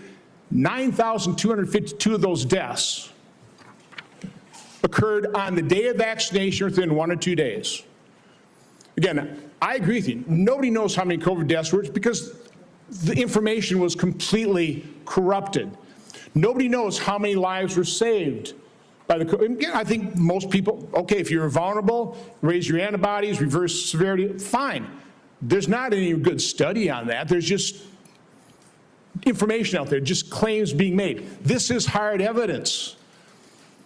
And certainly what I've been advocating for are the injection injured, the childhood vaccine injured. We're going to be holding a hearing next Tuesday on a study done by a high-integrity healthcare facility that shows, that actually looked at vaccinated versus unvaccinated, very high-quality study. I'm not going to steal the thunder of Aaron Seary, who's going to be testifying on this. I think you're aware of this study that shows the vaccinated population far more prone to chronic illness than people completely unexposed to vaccines. That is just one example of how science has been corrupted by the way, the study was conducted, and when they conducted this, oh no matter what the results are, we're going to release this. They got the results in 2000. It is yet to be released. We're going to enter that in the record on Tuesday. Do you want to just talk about what you've witnessed in terms of the capture of the agencies that you're now in charge of, the corruption of science, which I believe you just said, that is almost your number one goal, right, is try to bring integrity and credibility back to science, which has been corrupted by the people who pay for it, by federal health agencies being captured by pharmaceutical industries, by big pharma, by big food. Just, I want to give you, I'm sorry, just the last minute to, first of all, defend yourself, but talk about the corruption of science that you're having to deal with and trying to correct. Yeah, I mean, I'll just tell you one example, and I could sit here and give you thousands. But in 2002, CDC did an internal study of Atlanta and Fulton County, Georgia children, and looked at children who got the MMR vaccine on time and compared those to kids who got them later. So in other words, kids who got them before 36 months and kids who got them afterward. The data from that study showed that black boys who got the vaccine on time had a 260% greater chance of getting an autism diagnosis than children who waited. The chief scientist on that, Dr. William Thompson, the senior vaccine safety scientist at CDC, was ordered to come into a room with 4 other co-authors by his boss, Frank DeStefano, who's the head of the immunization safety branch, and ordered to destroy that data. And then they published it without that fact. So you know that story, I know that story, and you know of hundreds of stories like that. It happens all the time. We are being lied to by these agencies, and we're going to change that right now. The letter I received from the Oshkosh business, it would be out of business because of the 50 employee mandate. It's going to be out of business. I just want to enter that in the record as well. Without objection. The committee will take a 5-minute quick break here just to allow just a moment of reset here, and then we'll start right back up again in about 5 minutes.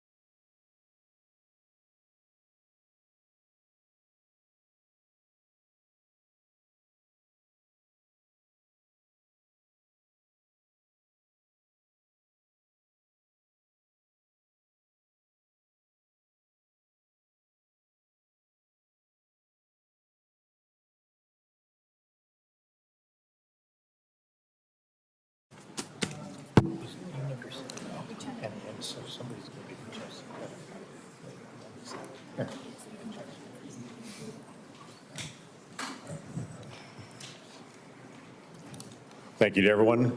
Committee is returning back from recess on this. Senator Whitehouse is recognized for questions. Thank you, Chairman. Mr. Secretary, I want to talk to you about Rhode Island. When you were last sitting there, here's what I said to you. I want to read it back to you because I want it to sink in.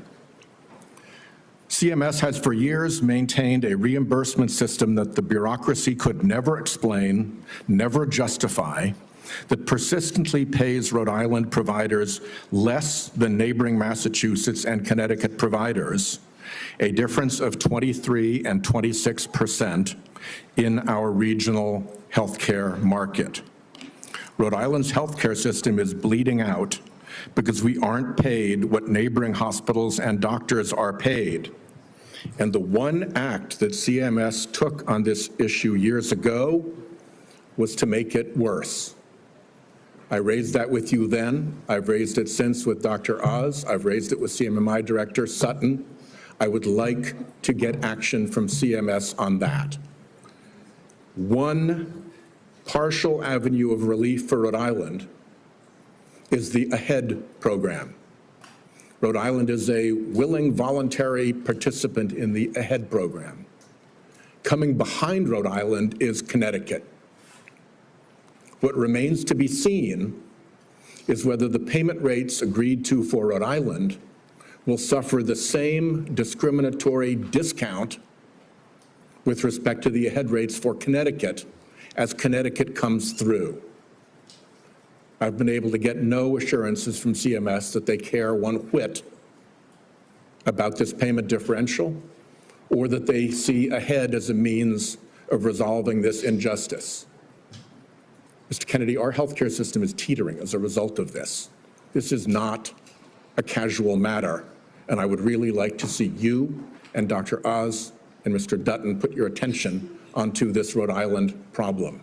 There is no conceivable justification for paying a hospital in Fall River 23% more than Rhode Island Hospital when Rhode Island Hospital provides more and better services, as recognized by the Secret Service, which will take an injured president from Martha's Vineyard to the Rhode Island Hospital Trauma Center, flying right over St. Anne's Hospital in Fall River, yet Fall River gets paid more. It makes no sense, and it has to be resolved. The other problem that I mentioned to you is that I'm now in my 4th round of CMMI directors. It's bloody Groundhog Day, trying to get something done about how end-of-life patients are treated. I'm offering Rhode Island as a willing example of how we can do it better. It is idiotic and cruel to force a family to put their dying loved one through 3 days and 2 nights of a hospital before they can put them in a nursing home. It is equally ridiculous to not allow palliative and curative care to happen together. Providing home care when someone is dying, even if they can still get out of the house or into the yard, is a basic thing to ask. And to have respite care be that somebody comes to the house instead of taking a dying family member to a hospital, that's not even respite. Every single one, Mr. Kennedy, of these waivers has been granted in the past by CMMS and other circumstances. All I want is for somebody to come and work out how we do this in Rhode Island. What is our patient base that we'll do this in, how we put the waivers together. To quote your CMS director, Mr. Oz, he said, as we discussed in your office, we must re-examine how end-of-life care is addressed in this country. I'm offering Rhode Island as an example of how to make it better. I hope you will concede that right now it is not good. So Senator, I everything need you you to respond to me. You guys know where to find me. I'm up in the Hart Building. Yeah. We've reached out, we've tried for meetings, and the progress in all 3 of those areas, fixing the payment gap, getting ahead balanced regionally, and following through on our desire to do good things, improving end-of-life care with waivers you guys have already granted, has gotten me so far No place. And forgive my impatience, a lot of it predates you. I put a hold on Biden nominees because I was getting jerked around by your bureaucracy. I'd like it to end and get some progress. Yeah, you know, Senator, you raised this during my confirmation hearing, and I said to you then, and you were very civil. You raised something that makes a lot of sense to the extent that we have the power to fix it at CMS. I'd like to do it. We've had the same kind of complaints from Vermont. But I said to you at that time, call me and let's come talk about this. You have my cell phone. You can call me anytime. I've never heard from you in 7 months. Call me up. I'd love to meet with you. I'll get Oz in the meeting, and what you're saying, particularly about at the end of life, it may be something we can do something about. I want to help, and let me know. We'll try. Forgive my frustration. You've got 30,000 employees. They could have reached out to me. They know where I live. Yes. Senator Cortez Masto. Secretary Kennedy, thank you for being here. In May, you said, and I quote, "I stand with President Trump to say, no more middlemen, no more foreign freeloaders, no more skyrocketing drug prices. We're putting American patients first and taking on big pharma to make America healthy again." Yet your record tells a different story. In July, Republicans handed Big Pharma a massive win. Their big, beautiful bill that they just passed shields billion-dollar drugs like Keytruda, the world's top-selling cancer drug, from Medicare negotiation. Keytruda has been on the market since 2014. It pulled in nearly $18 billion last year in the United States alone. It costs patients up to $175,000 a year, draining Medicare of billions and forcing families into crushing debt or to forego life-saving care. And yet you support the big, beautiful bill. So despite the hype with executive orders and Washington Republicans' only drug pricing law days relief for Medicare patients relying on high-cost cancer drugs, meanwhile, Democrats finally have allowed Medicare to negotiate drug prices.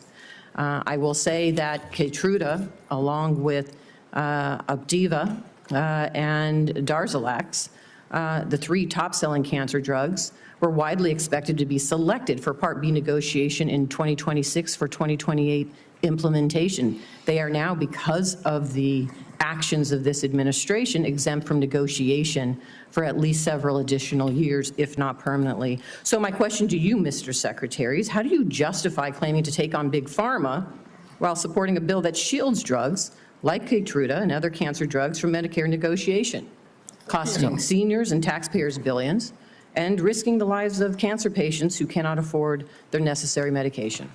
Yeah, Senator, I appreciate the question. The Medicare drug negotiations in the IRA were very well intentioned, but they were poorly structured. And what we found is that there are actually, the negotiations that have occurred actually have ended up raising the costs for Medicare. We are right now in negotiations. The CBO has not agreed to that. The CBO doesn't say that. And it's just the opposite. So you're saying the CBO and independent agencies that validate the costs are wrong? Well, that is CMS data. Okay, so let's just focus on the cancer drugs. Why aren't we negotiating those and bringing those down for families? Why does the bill exempt those? It's part of the MFN negotiations. I'm not sure that provision in the bill, of the one beautiful bill, but the... You're not sure of the provision, the negotiation provision, and how exempted for cancer Keytruda? drugs? Your agency is responsible for that negotiation, and you don't know about it? I know that we're negotiating in the MFN Let me ask negotiations. you this, Mr. Secretary. Let me ask you another question. How much are Medicare Part D enrollees expected to pay for prescription drug coverage next year?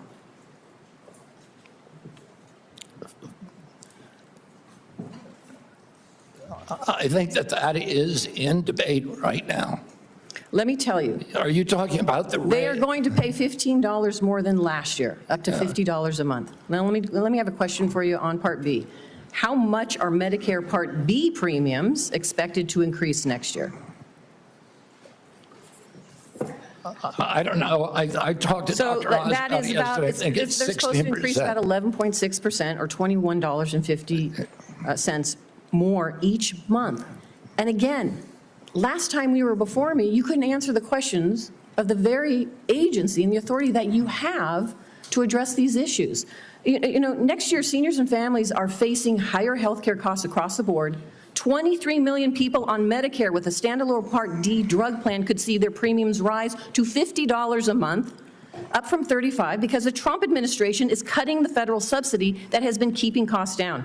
Part B premiums will jump 11.6% to $206 a month in 2026, one of the largest single-year increases in decades. And so for an administration that claims it is lowering costs, my question to you is, what are you going to do to keep costs down for seniors? I mean, I'm already doing what I'm already keeping costs down. What are you doing to keep costs down for seniors, knowing that these costs are going to be increasing? I mean, the program integrity bill, that is the first action that I did when I got in. It's one of the earliest actions in history of a complex regulation by an HHS secretary. A congressional budget office has said that that's brought premiums down by 5%. That is the congressional budget office, which does not like to acknowledge anything that we do. And does that impact seniors? Excuse me? Does that impact seniors? And I know my time is running out. Does that impact seniors? What you just talked about, you're lowering costs. I'm asking you specifically. We're lowering for helping costs. seniors. Does it impact seniors?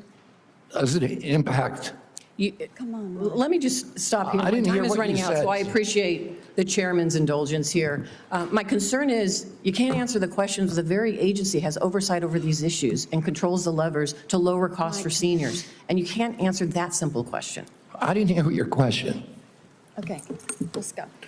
We'll just proceed, and Senator Tillis has yielded his position to Senator Blackburn, so she'll take it. Thank you, Mr. Chairman, and Mr. Secretary, thank you for joining us today. I appreciate the comments you've made about the Rural Health Transformation Program. That is something many of us worked on, and we were pleased to push that out of this committee, and I know Dr. Oz is moving forward with implementing that. I appreciate your comments to Senator Warner on the area wage index. He and I have worked on fixing that, and we appreciate your attention.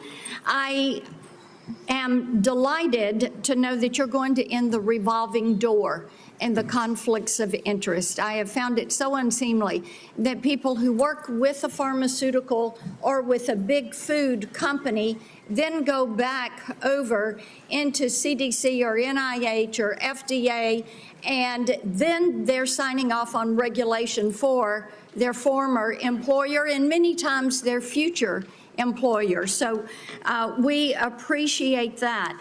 Senator Langford went to you on the PBMs, and as you are aware, my PBM Act that Senator Wyden worked with me on, that made it out of this committee last cycle. And making certain that we keep these rural pharmacies open, making certain that PBMs do not profit above what is their standard service fee, and that they have to disclose all their pricing.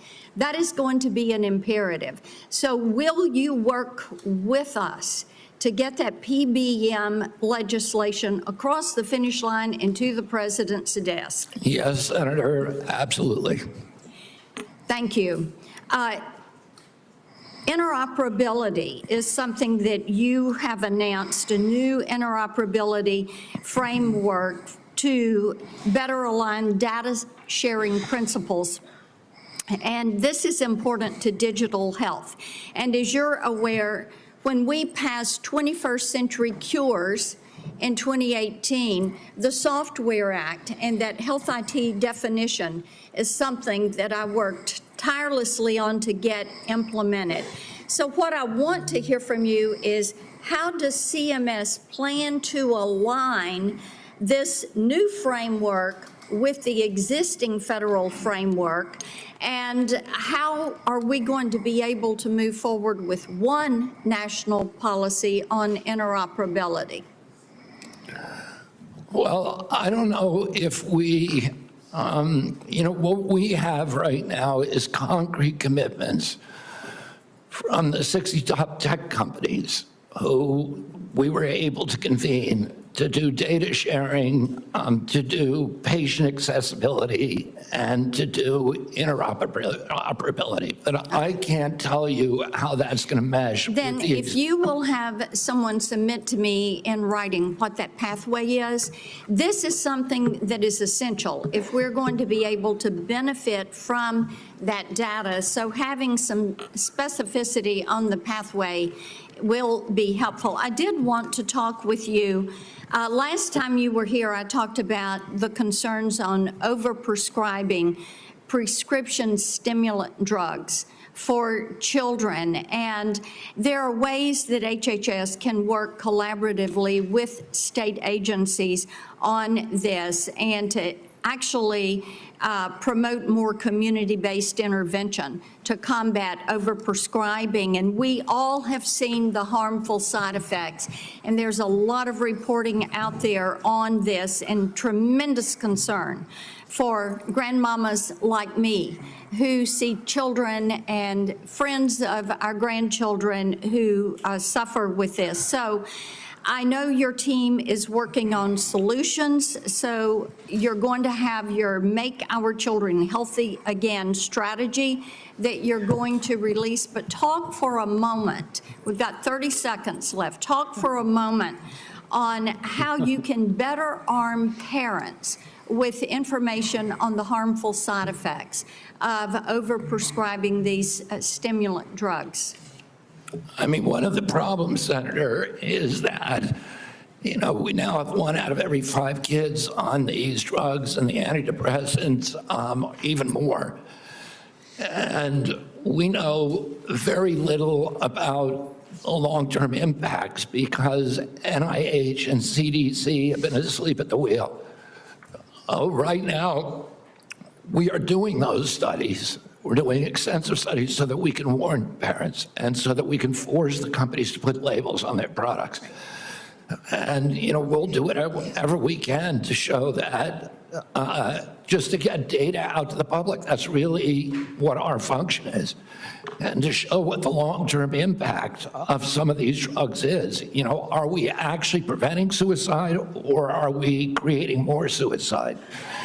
And that's something that we don't know the answer to, which is, how did these drugs become so common in our society without us even knowing the answer to those questions? That is malpractice at these agencies, and that is the malpractice that I am going to fix. Thank you. Thank you. Senator Warren.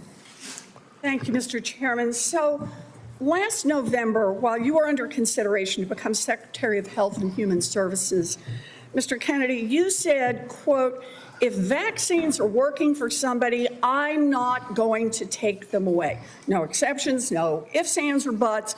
You would not take away vaccines from anyone who wanted them.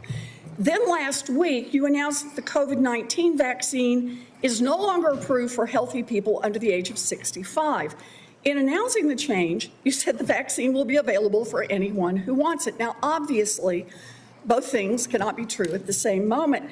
So let's clear this up right now, Secretary Kennedy. Will you tell America that all adults and all children over 6 months of age are eligible to get a COVID booster at their local pharmacy today? Anybody can get the booster. I'm sorry? Anybody can get it, Senator. Anybody. So you're saying that is now the official rule of HHS. Anybody is eligible to get a booster by just walking into the pharmacy. It's not recommended for healthy people. No. If you don't recommend, then the consequence of that in many states is that you can't walk into a pharmacy and get one. It means insurance companies don't have to cover the $200 or so cost. As Senator Dr. Cassidy said, you are effectively denying people vaccines. We're not going to recommend a product for which there's no clinical data for that indication. Is that what I should be doing? What you should be doing is honoring your promise that you made when you were looking to get confirmed in this job. You're going like this. And that is, you promised that you would not take away vaccines from anyone who wanted them. You just changed the classification of the COVID vaccine. I'm not taking them away from people, Senator. It takes it away if you can't get it from your pharmacist. Well, most Americans are going to be able to get it from their pharmacy for free. Most Americans will be able to get it from their pharmacy for free. The question is everyone who wants it. That was your promise, No, I didn't. I never promised that I was going to recommend products with which there is no indication. When you said... And I know you've taken $855,000 from pharmaceutical companies, Senator. Did you hold up a big sign saying that you were lying when you said that? Because you are the one who said you would not take them away. Now, Senator Kennedy... I'm not taking them away from anybody. Secretary... You want me to indicate a product for which there is no clinical data? Senator, is that what you want? Secretary Kennedy, you said you wouldn't, and now you did. I'm not taking them away. Everybody can get access to them. No, they can't walk into a pharmacy the way they could last month and get access. It depends on the state. It depends on the states. A year ago, but they can still get it. Everybody can get it.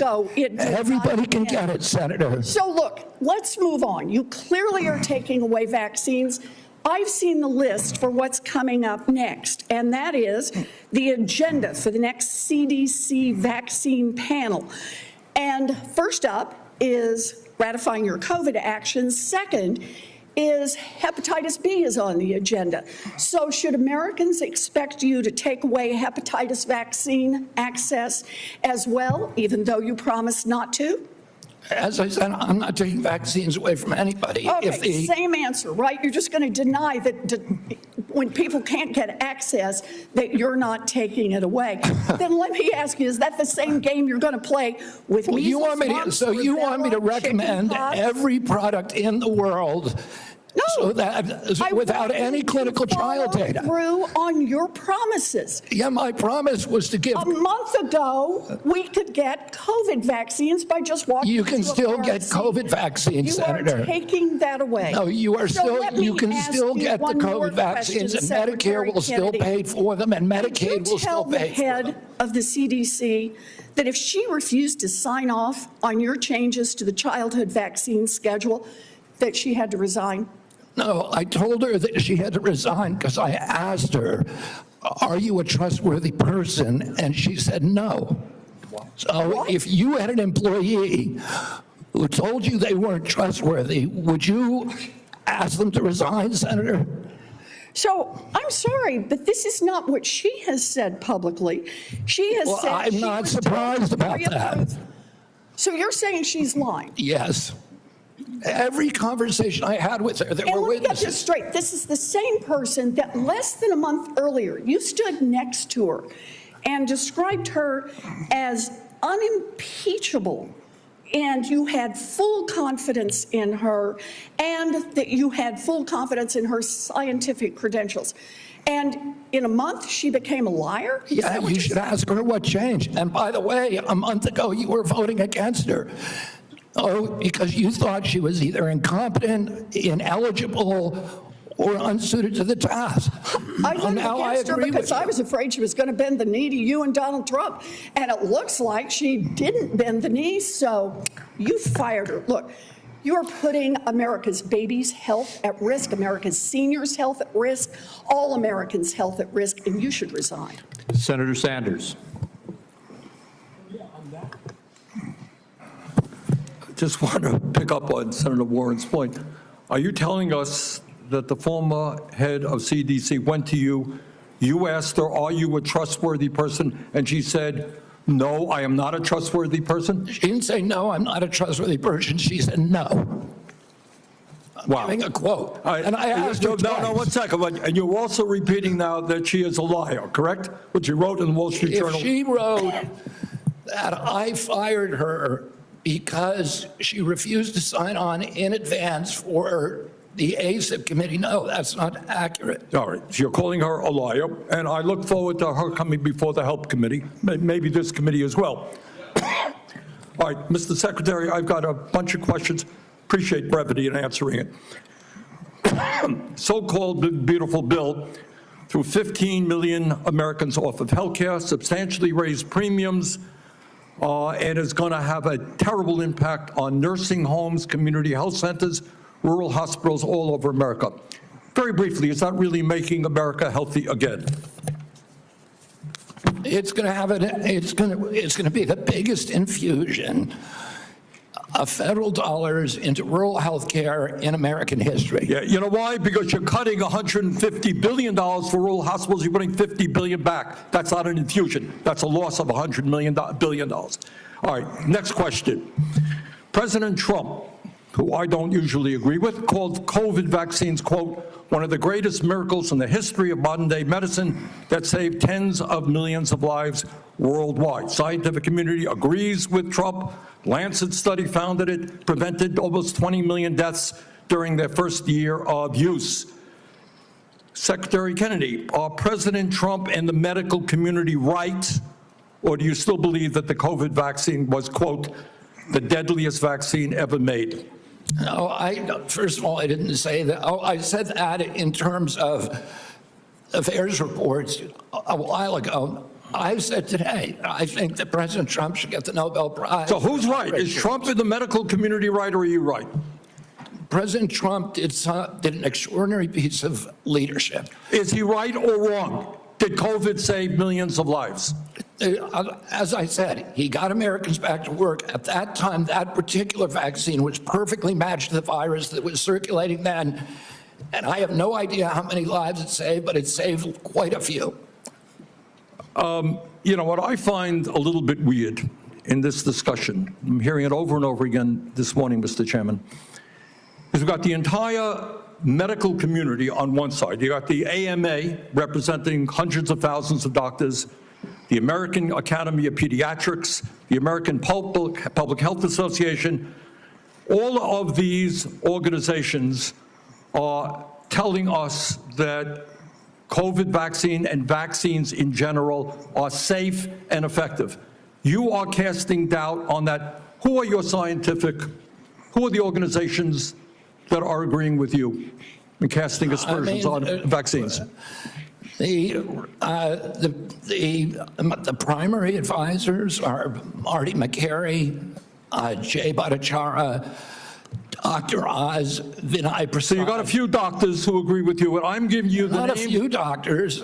What you're talking about is there's a big difference, Senator, between established science and the scientific establishment, which has been co-opted by the pharmaceutical industry. Hold on. So you're telling the American people that the American Medical Association, representing hundreds of thousands of people, have been co-opted and that they should not trust their doctors. And the American Academy of Pediatrics, and by the way, just for the record, every single Republican, I don't mean to be political here, Mr. Chairman, has received PAC money from the pharmaceutical industry. Are they all corrupt as well? And I'm telling you, the American Heart Association has been co-opted by the food Everybody but you, Senator. But you know what? When you ran for president, you know, we have a corrupt campaign finance system. Maybe you will agree with me on that. Okay, you were already president, you got a billionaire behind it. You received $300,000 from people, not from the industry, people in it, as I did, from individuals. You corrupt. President Trump got $3 million. Every Republican got corporate PAC money for the pharmaceutical industry. Democrats as well. Everybody is corrupt, but you? Is that what we're looking at? I don't think so. And I think the issue now... I don't even know what you're talking about. Well, I think you do know what I'm talking about. I don't know what you're talking about. The issue is every time anyone disagrees with you... Are you saying the pharmaceutical industry was supporting my presidential campaign? I'm saying, I don't think so. I'm not saying that. I'm saying that the pharmaceutical industry is a greedy institution which is charging us the highest prices in the world. They are pervasive. But to suggest that every institution, the AMA, the pediatrics people, is corrupt because they disagree with you is an insult to the American people. Listen, people disagree with me all the time. I have arguments in my agency, heated arguments every day with Jay Bhattacharya, with Marty McCary, with Dr. Oz. You have given the names of a few people. I have given you the names of organizations representing hundreds of thousands of doctors and scientists. I yield, Mr. President. Senator Tillis. Thank you, Mr. Chair. Secretary Kennedy, thank you for being here. A couple of times you asked people if they were making a statement or a question. What I think I may do, just to give you a breather, is to make a statement with a lot of questions. And just for the record, I'd like for you to have the opportunity to have your staff respond. I can't conclude from the discussion today where you are on warp speed. So I would like the definitive statement on exactly where you are. Was it good? Was it bad? Were there things that worked? Were there things that didn't work? I can't discern that from what you said here. I, for one, think that it was a signature accomplishment of President Trump, and the mRNA platform is something. I agree with that. I look forward to you giving us a detailed statement on exactly where you are with warp speed. I'm not a doctor. I'm not a trial lawyer. I'm a boring management consultant.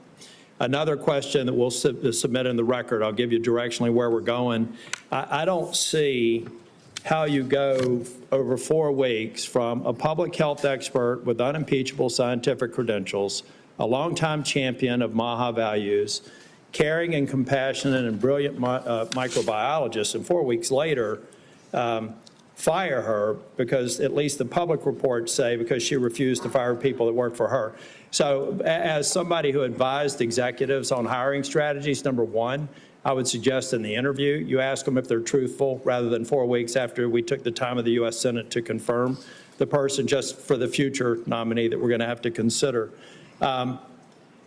But I do also believe that some of your statements seem to contradict what you said in the prior hearing. You said you're going to empower the scientists at HHS to do their job.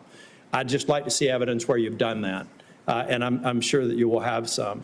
You will do nothing that makes it difficult or discourages people from taking vaccines. There seem to be several reports that would seem to refute that, but I'd rather you just respond to it.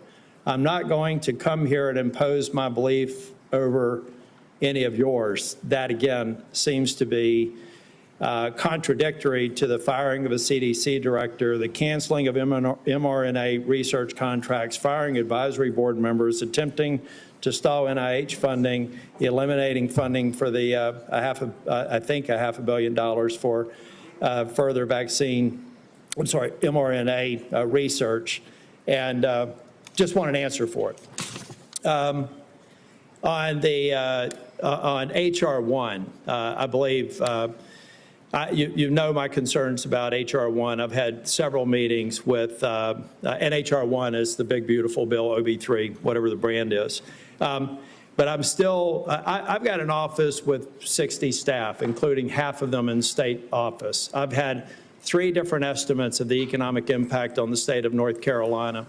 Can I get your commitment? And I have been looking for somebody that's far more resourced than an office of 30 people up in here in D.C. to disprove my estimates with respect to the impact on North Carolina, period. And I've yet to have anybody. I would love to be embarrassed and be wrong, but I would like to get your commitment for people to tease through the numbers that I provided before the vote on H.R. 1 that says that if you normalize 3 independent estimates across a broad spectrum, $25 billion over 10 years. I don't need your response now. I want somebody to destroy my estimates, because to this point, the most resourced health agency in the world has only given me word salad responses, and I need that so that we can prepare for the response. $25 billion over 10 years is half of the rural relief fund over 5 years. And so we just need to have that fact as a matter of policy so that we can go in North Carolina and absorb it. And I know every state's different, and I'm assuming every one of my colleagues here have done the math for their states, not focused on that. But I want you to destroy my estimates if they're in fact wrong, and I want you to acknowledge them if in fact they're right. That will come into question as well. Mr. Kennedy, you've stated multiple times in response to other members' questions that scientists were lying. We'll go back to the record in cases where you've said that. I'd just like to see the scientific evidence to substantiate that. I'm going to stipulate that you were honest and you had research behind it. We'll go back and figure out what scientific studies you believe are founded on lies and not scientifically viable. And then finally, I just want to give you an opportunity. Apparently in the exchange with Senator Bennett, you said you agreed with Dr. Levy's statements, who said that the mRNA vaccine causes serious cause serious harm, including death, particularly in young people. They said you agreed with that comment. Did you agree with that comment or not? I think that's true, yes. Okay, thank you. Thank you, Mr. Chair. Thank you, Mr. Tillis. We now have Senator Smith. You're recognized. Thank you, Mr. Chair. So, Mr. Kennedy, I have sat here for the last many minutes and listened carefully to your testimony. And I think actually Senator Tillis laid out so many of the ways that what you have said has contradicted yourself and others. It's, I mean, I don't even know where to start. So I'm going to start here. Over the last 8 months, you have claimed to make America healthy again. But in actual fact, you have led the charge in the Trump administration to destroy what is best in our healthcare system. And your denials and your evasion and your lies here do not change that. You are the Secretary of the Health and Human Services, yet you're trafficking in these fringe idea and discredited theories that are completely out of step with the scientific consensus. And you seem to be willing to say anything in the moment, even if it's untrue. So last time you were before Congress, Secretary Kennedy, you claimed, and I quote, "I have never been anti-vax. I have never told the public to avoid a vaccination." But in a podcast, you said the opposite. You said there's no vaccine that is safe and effective. So that sure sounds anti-vax to me, Secretary Kennedy. So let me ask you, when were you lying, sir? When you told this committee that you were not anti-vax, or when you told Americans that there's no safe and effective vaccine? Both things are true. Oh, so more denial, more back and forth. I mean, here's what I know. Here's what I know. You want me to explain why, Senator, or you just want to... Actually, I want you to listen to me. Okay, go ahead. I want you to listen to me, because I've been listening to you. You said that ACIP is an independent panel after you stocked it with your picks. You said that you want evidence-based science, but it seems that what you mean is evidence that supports your view, not the scientific consensus. I mean, you dared to sit there and call my colleague from New Hampshire a liar when she presented you with facts that don't support your view of the world. It's incredible. But let me move on.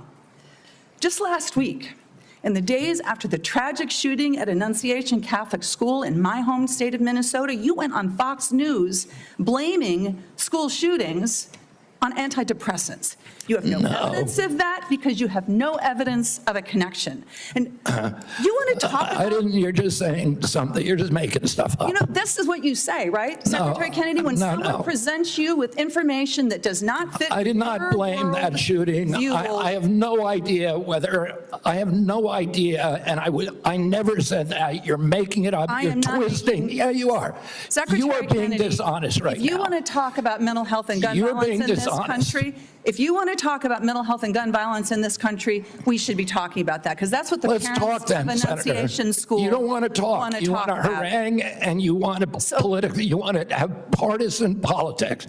I want to actually solve these problems. Secretary Kennedy, what the Trump administration is doing right now is making it harder for people in this country to get access to mental health care. So don't talk to me about solving the mental health care crisis when you are making it harder. You cut Medicaid, which is the #1 payer for mental health care services in this country. You decimated the agency at Health and Human Services that focuses on mental health and substance abuse. That's what states count on. They're cutting their services to schools as a result of that. Several years ago, in a bipartisan way, Congress came together and passed the Safer Communities Act, which made important investments in mental health care and did some important, though small things, to reduce access to guns. What do? You propose cutting that funding. This is what we're talking about in your leadership in the Department of Health and Human Services. If you want radical transparency, as you talk about, I mean, take a look at what you are doing. And, you know, I've heard a lot about MAHA today while we've been here. There's a lot of Americans, Secretary Kennedy, who trust you, who believe what you say, especially when you say you're standing up to corruption. And I think that they need to know, you apparently have a lot of influence with President Trump. Did you ask him not to roll back these regulations that are stopping the big corporations from dumping heavy metals and endocrine disruptors into our soil and water? I mean, there's no evidence that you have been even opposing that. Did you do anything to stop the Trump administration from rolling back this handout to Big Pharma that makes it easier for the big drug companies to charge more for cancer drugs? No, you presided over that. I mean, it's stunning, really, what's happened over the last 8 months. It's stunning to me. And I just hope that in this moment, our colleagues, there's hardly anybody left in this room, are going to think about what it is that you've done, what your legacy is going to be at the Health and Human Services Agency, and pay attention to the damage that is being done here. Senator Marshall. All right. Thank you, Chairman, and welcome, Mr. Secretary. One of your themes for the CDC is transparency. And I think when I hear you talk about transparency, I think part of that is sharing what you know, what the CDC knows with parents so that they can make decisions. Behind me, yeah, I know it's going to be hard to see from there. I can barely read it. This is the current CDC recommendations for vaccines for children. On day number 1, they get their first jab, a hepatitis vaccine. By the time they're 18 months, they've had 18 jabs. By the time they get to be able to vote, they have 76 jabs. Now, when I listen, what I hear you say is that, look, vaccines are drugs. We need a measured response and a measured, when do we use this? It's interesting that the United States has put age 65 and older for COVID vaccine. UK has chosen 75 and France 80. Obviously, scientists disagree exactly when that should or shouldn't be. Hepatitis B vaccine, it makes no sense to me. I've only delivered 5,000 babies, but we do a hepatitis test on every mom. By the time she delivers that baby, I know her pretty well. And if she doesn't have any risk factors, if she's not an IV drug abuser, if she's in a stable monogamous relationship, nobody at home has hepatitis, I don't know, I don't see the benefit myself in that hepatitis vaccine. Everyone's eligible for it, everyone can get it, and my pediatricians always agree with me. And no, I'm not saying if you don't know the hepatitis status of that patient, they shouldn't get it. I'm not saying if this is person's had no prenatal care, that puts them at risk for hepatitis. Can you just speak a little bit, when you talk about transparency, and trying to empower and make vaccines available, these should be treated just like a medication? Yeah, I mean, you know, I say I'm not anti-vaccine. Saying I'm anti-vaccine is like saying I'm anti-medicine. Well, I'm pro-medicine, but I understand some medicines harm people. Some of them have risks. Some of them have benefits that outweigh those risks for certain populations, and the same is true with vaccines. And we don't understand the risk profile because vaccines are the only medical intervention, medical device, or pharmaceutical drug that are exempt from pre-licensing safety studies. And so there are 2 hepatitis vaccines, and one of them had a safety study that lasted for 4 days on 143 kids for a product that's going to be given to 76 million kids. Yeah. The risk profile prior to the introduction of the vaccine, the risk of a baby dying from hepatitis B was 1 in 7 million. That means you need to give 7 million hepatitis B vaccines to prevent 1 death if you're going to give 7 million. So, Mr. Secretary, and I guess before the press labels me wrong, I'm not anti-vaccine either. I think MMR has been a great vaccine. The DPT's been a great vaccine. Polio's been a great vaccine. Smallpox. So there are great, but it's the measured approach that we're after, the transparency. You're trying to empower parents here. What I feel the difference is, sometimes my friends across the aisle feel like there's a one-size-fits-all, that they should be telling parents what to do. And what you and I are fighting for is we want to empower parents to make these decisions. I want to talk about morbidity and mortality of COVID for just a second. It is so true that 2 things can be true, and I don't understand why, just the rabbit hole some of my colleagues are going down. There's a big difference. When I was out there practicing, doing volunteer work, I was so confused myself on the numbers. People dying with COVID versus from COVID. And we still don't have that message. And I think that's what I hear you saying as well. How many people died from COVID versus with COVID is a different answer. The situation today is so different when this monster virus was made at a laboratory in Wuhan, China, and none of us had ever seen this virus, and we had no immunity to it. But today, every American's had COVID a dozen times probably, and we built up immunity. I think that's why that both things are true. It was a miracle. Warp speed was a miracle, what President Trump and his team did, and it saved millions of lives most likely. But it's also true that it probably killed some people. Like most vaccines do, there is a death rate associated. So both things are true. Anything else you want to clear up on the morbidity, mortality of COVID and COVID vaccines? Well, I think you just cleared it up. The COVID vaccine was critical. President Trump's leadership got it to us when our society was locked down. It allowed us to open up. It was, as I said, perfectly matched to a virus that was new in the experience of humanity. And so it was a miracle. Right now, we're dealing with completely different circumstances where the virus has mutated, where it's much less dangerous, where there's a lot of natural immunity and herd immunity. And so the calculus is different and it's complicated. And, if you just want to turn everything into a soundbite, it makes it, you can't have a grown-up conversation. But, there were more reports to VAERS, which is the only surveillance system that we have, of injuries and deaths from that vaccine that all vaccines put together in history. So we have to acknowledge that there was a cause. We acknowledge that there was a benefit. We can't quantify either one because of the data chaos at CDC, and that's all I'm saying. And they think I'm being evasive because I won't make a kind of a statement that's almost religious in nature. Did it save 1 million lives? Well, there's no data to support that. There may be data, there's no study, there's modeling studies, there's faulty data. I'm not going to sign on to something if I can't do it to a scientific certainty. It doesn't mean that I'm, anti-vax. It just means I'm pro-science.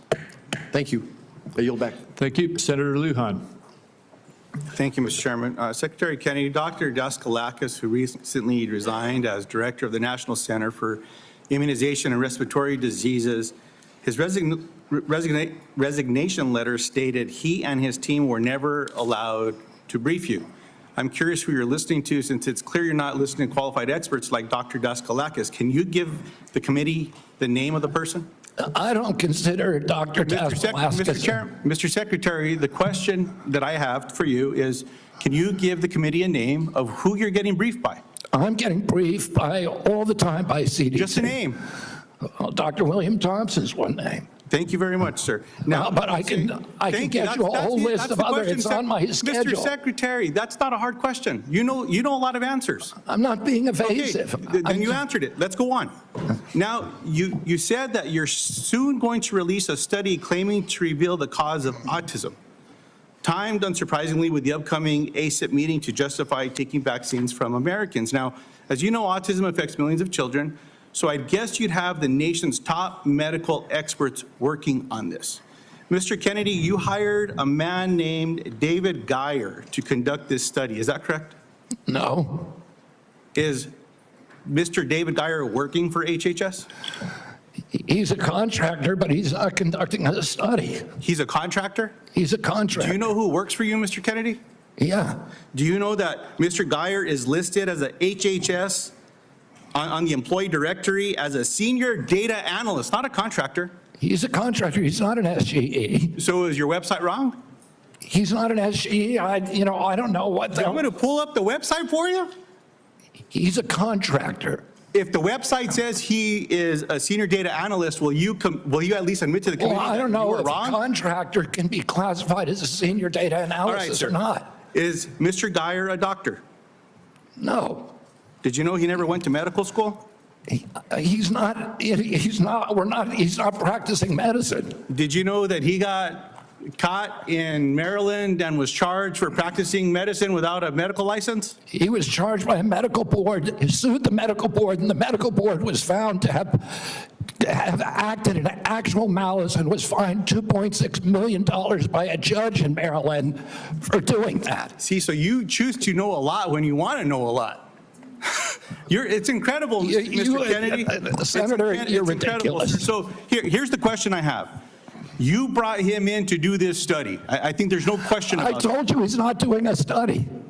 Is he participating in the study? No, what Is he he's doing doing. any analysis in regards to this study? No, what he's doing is getting access to the Vaccine Safety Data Link, which is the biggest repository for vaccine information that your friend would not give us for 7 months. For Mr. 7 months. Secretary, let me ask you this question, just so because you know the answer.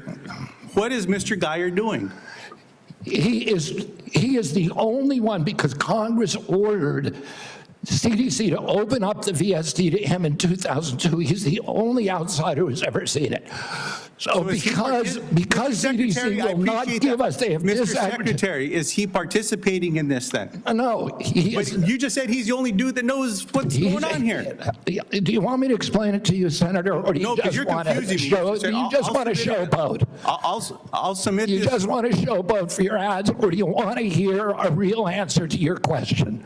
Mr. Secretary, you choose to know answers to questions with some colleagues. And with others I'm you willing to pretend not give you the know. answer. I'm Maybe willing to someone- give you the Mr. answer. Secretary, someone should have asked you, maybe President Trump should have asked you, are you a trustworthy person? And we should have waited for an answer then. Let's move on. I don't even know what you're talking about. You're talking gibberish. Mr. Secretary, let me speak slowly and clearly so that you can understand me through my New Mexico accent. And then give me a chance to Does this answer. help? Can you understand me?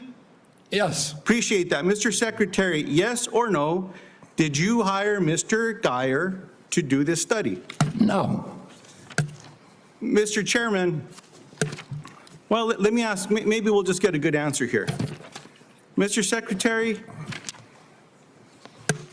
will you commit to sharing the protocols used for the autism study with Congress and to the public? They're public.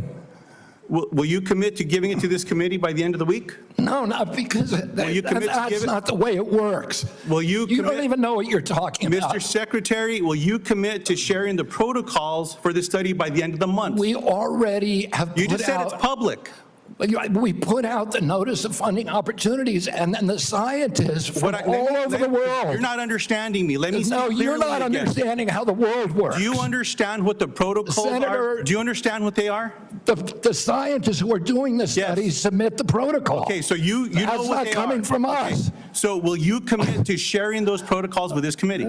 Well, anybody can get a hold of the protocol. It's published with the study. Mr. Chairman, what I'd like to ask is for your commitment here. I'll send a letter to the Secretary. I'll ask for support from the leadership of this committee to ask for those protocols. If those protocols are not given to this committee. Anybody can get the protocols. Mr. Secretary, I'm not talking to you. Mr. Chairman, what I'm asking. If the protocols are public, we can work with you to What I'm get asking, access to. Mr. Chairman, is that if those protocols are not given to this committee, I'm asking for your agreement that we follow through with the subpoena to get them. No, I will not agree to a subpoena anything. Let's see what But happens. Mr. Chairman, you'll help me get them if they're available publicly? Yes. I appreciate that, Mr. Chairman. Mr. Kennedy, with all the questions here today, people just want to know the truth. I don't think so. Mr. Secretary, you don't think so? Thank you. I don't think so. I hope everyone recording that got that, because there explains the Secretary's tenure here. Look, 2 young ladies in Las Cruces, New Mexico at a town hall recently gave me this starfish pin. I was going to give it to you today, but after your questioning today, I don't think you deserve it, because what this represents is to remember that every one of us can make a difference, sir, to something as small as a starfish on a beach that maybe got washed up, you throw it back in the ocean. You might not save them all, but you can save one. I'm sorry that you're not worthy of this nice little pin, sir, as a nice reminder. I'm going to pray for you, Secretary Kennedy. I hope we do better. I want you to do better, but today was a failure for you, man. I yield back. Senator Warnock. Thank you, Brother Chair. Less than a month ago, we received the heartbreaking news that a gunman opened fire at the CDC campus in Atlanta, Georgia. This obviously is my neck of the woods. This is heart-wrenching for all Americans, but for those of us especially who live in that area. A DeKalb County police officer, David Rose, was killed. The shots hit buildings on campus in at least 180 places, narrowly missing the CDC's daycare center. Law enforcement recovered nearly 500 shell casings. Clearly, he came to do a lot of damage. It's a miracle, and thanks to the quick action of Metro Atlanta and state law enforcement, more people were not killed. The Georgia Bureau of Investigation announced that prior to the attack, the gunman expressed discontent with the COVID vaccine and, quote, wanted to make the public aware of his distrust of the vaccines. Secretary Kennedy, I assume you are aware of these disturbing reports of the gunman's motives? Yes. And, I understand that some people may have concerns about new medical breakthroughs, but those people don't have the world's top medical experts working under them. You've been over HHS for 7 months now. Have you ever been briefed by CDC's career immunization officials to discuss your concerns? And by the way, every member of this panel has criticized President Trump and demonized him. Have you ever Are been you briefed? complicit in the assassination attempts on President Trump? Sir, I'm asking the questions. You are the witness. It's a simple yes or no question. Have you ever been briefed by CDC's career immunization officials to discuss their concerns? Yes, I have. What was the answer? Yes. You have been briefed by CDC officials, the career immunization officials, to express your... The senior vaccine safety scientist, for example. Have you ever been to the CDC as secretary before the shooting on August 8th? Have I ever been there as secretary? Have you been there as secretary before the shooting? Okay. Let's return to the shooting and the aftermath. Secretary Kennedy, I'm about to ask you a series of yes or no questions about the events of the past month, and I would appreciate just a yes or no response. You called Dr. Monarez to your office on August 25th for a meeting. Is that correct? Yes or no? It could be. I just don't know the date. I'd have to check my calendar. Was Jim O'Neill the man you just appointed as acting director of CDC in the room on whatever date you met with him, since you can't recall? Was he in the room when you met with Dr. Monarez? In that meeting, did you criticize Dr. Monarez for her statements to CDC following the shooting where she said, quote, misinformation can be dangerous? I don't believe so. I have no recollection. You don't believe you criticized her? Oh, I criticized her. Did you criticize Not her? for that. Did you criticize her? I don't even. Did you criticize her anything for her about that statements statement. to CDC workers following the shooting? Did I what? Did you demand that she fire career scientists or public experts at the CDC? Yes. Did you demand that she accept the recommendations of your hand-picked vaccine advisory panel without further review by career CDC scientists? No, I did not. You didn't ask for her commitment ahead of time that she would accept the recommendations from the advisory panel? You're denying what that? I asked her about is she had made a statement that she was going to not sign on, and I wanted clarification about that. Did you tell her to accept the advisory panel's recommendations? I told her I didn't want her to have a rule that she's not going to sign on to it. Did you say that the CDC was, quote, the most corrupt federal agency in the history of the world? Not the history of the world, but definitely within HHS. Did you say that? I did not say that, but I did say it's the most corrupt agency in HHS, and maybe the government. So you call the CDC corrupt. Did you say that CDC staff are, quote, horrible people? Horrible people? Did you say that they're killing children and they don't care? No.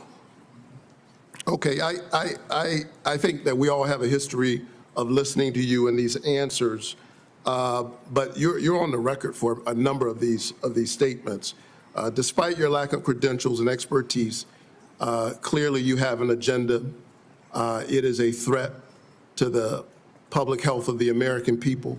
It's clear that you are carrying out your extremist beliefs, which is why you attempted to fire Dr. Monarez. We're the sickest people in the world. Sir, we're the sickest people on earth. I'm speaking. How am I a threat? Secretary Kennedy, for the first time, we're seeing deaths from children from measles. We haven't seen that in 2 decades. We're seeing that under your watch. You are a hazard to the health of the American people. Can I respond to that, Senator? No, I claim back my time. We need to wrap You up. are a hazard to the health of the American people.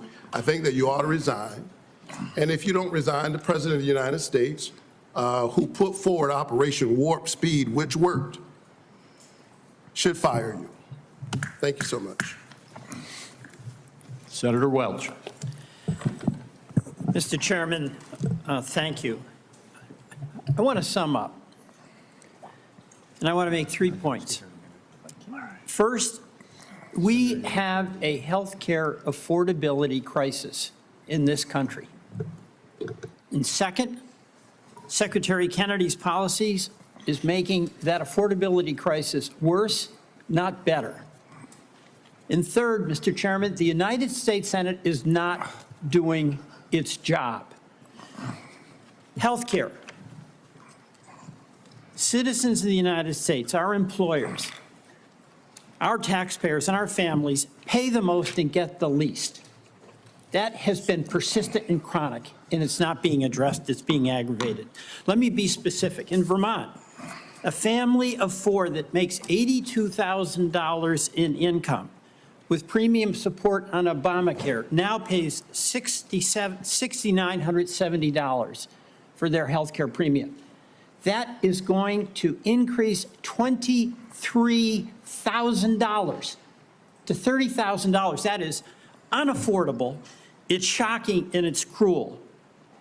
The big beautiful bill that we're talking about, Vermonters are going to lose 45,000 families lose health care.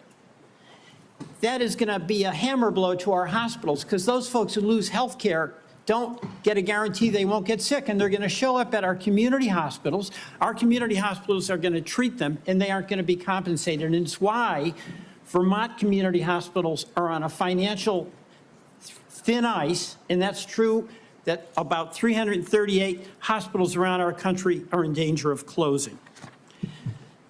Second,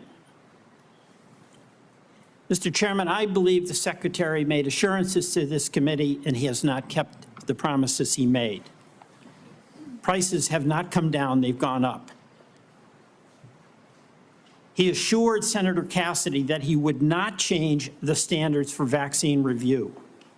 Yet since his confirmation, all 17 members of the Vaccine Advisory Board have been fired by him. He has limited the use of COVID-19 vaccine. And he has inexplicably canceled $500 million in vaccine research and funding. So, I'm not surprised. Stephen Miller credited you with being the crown jewel of the cabinet. And my observation about the crown jewel of the cabinet and the policies of folks who get rewarded are the ones who fire those in service that speak truth to power. Susan Monarez, we've gone over that, fired because she refused to fire herself, staff without cause, and refused to rubber stamp changes to the vaccine schedule without data. The head of the Bureau of Labor Statistics was fired because she gave a report with honest numbers about the job report. CIA Russia expert who'd been there for 30 years, fired after the meeting with Putin. So, Mr. President, that is serious and worrisome. But I want to finally end by challenging us in the United States Senate to do our job. We have a constitutional responsibility to be a check and balance. And the fear of our founders was that there would be a concentration of power in one branch, and that would lead to catastrophic consequences for our country.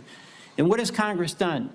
On oversight and advice and consent, we have confirmed a vaccine denier. On tariffs, we've given up our constitutional responsibility. On appropriations, we're bending the knee to an administration that is rescinding and decided what to spend and what not to spend, despite what our law in a bipartisan way was passed. We cannot cede power, and there are consequences. A crumbling healthcare system, a deficit exploding, and our allies losing faith in us. Mr. Secretary, in the past, you have accused some of my colleagues of being in the pocket of pharma shills. You did that with Senator Warren today. You've done it in the past with Senator Bennett and Senator Sanders. You are not a pharma shill. But I believe we have to fight pharma and bring down the prices. And Senator Cortez Masto spoke about the legislation that we now have that would reverse the $5 billion handout to big pharma in the One Big Beautiful Bill. And when I leave today with Senator Wyden, we are going to go to the floor and seek unanimous consent to pass our legislation that would reverse that giveaway. And I ask you to put your policy in your body where your mouth is, and join us in supporting that bill to restore price negotiation power so those pharma prices can come down from being the highest in the world to something within range of reason. Mr. Chairman, I yield back. Thank you very much. Senator Young. Welcome to the committee, Mr. Secretary. It's my intention not to raise my voice and to give you an opportunity to respond to an inquiry. I'm going to begin with long COVID. It shouldn't be a surprise to you. During each of our meetings, we've discussed my interest in making sure our government does its part to address this challenge, which afflicts, by most recent estimates, over 20 million Americans. They have been diagnosed. There are a number of others we know that go undiagnosed. Over 400 million people worldwide suffer from this at a cost of $1 trillion a year, which is roughly 1% of global GDP. This, we know, has had impacts on participation in the workforce, therefore our own GDP. So it's serious on a number of fronts. It's my hope we can come up with some therapeutics for this condition. One of the real barriers to that is seeing that we are able to launch more clinical trials. I want to get your update on how the clinical trials are going, what plans you might have in the works to increase the number of clinical trials as it pertains to long COVID. Yeah, Senator, there was a project funded, a long COVID project at NIH. There was a huge amount of money spent on it. It yielded nothing. I agree with that. Right, and I think you know that we are doing now a different approach. We're launching a long COVID consortium. We're bringing together the best doctors in the country who have developed reputations for being able to treat long COVID. And one of them is a doctor that actually... Dr. Bruce Patterson. Yeah, Bruce Patterson, and then Dr. Jordan Vaughn, also from Florida. There's a number of them who are doing spectacular things where patients are reporting extraordinary progress. We want to get them all involved all in one room. We want to identify the protocols that are working. This is something that did not happen during COVID. It was all ivory tower science, and the doctors who are on the ground were ignored.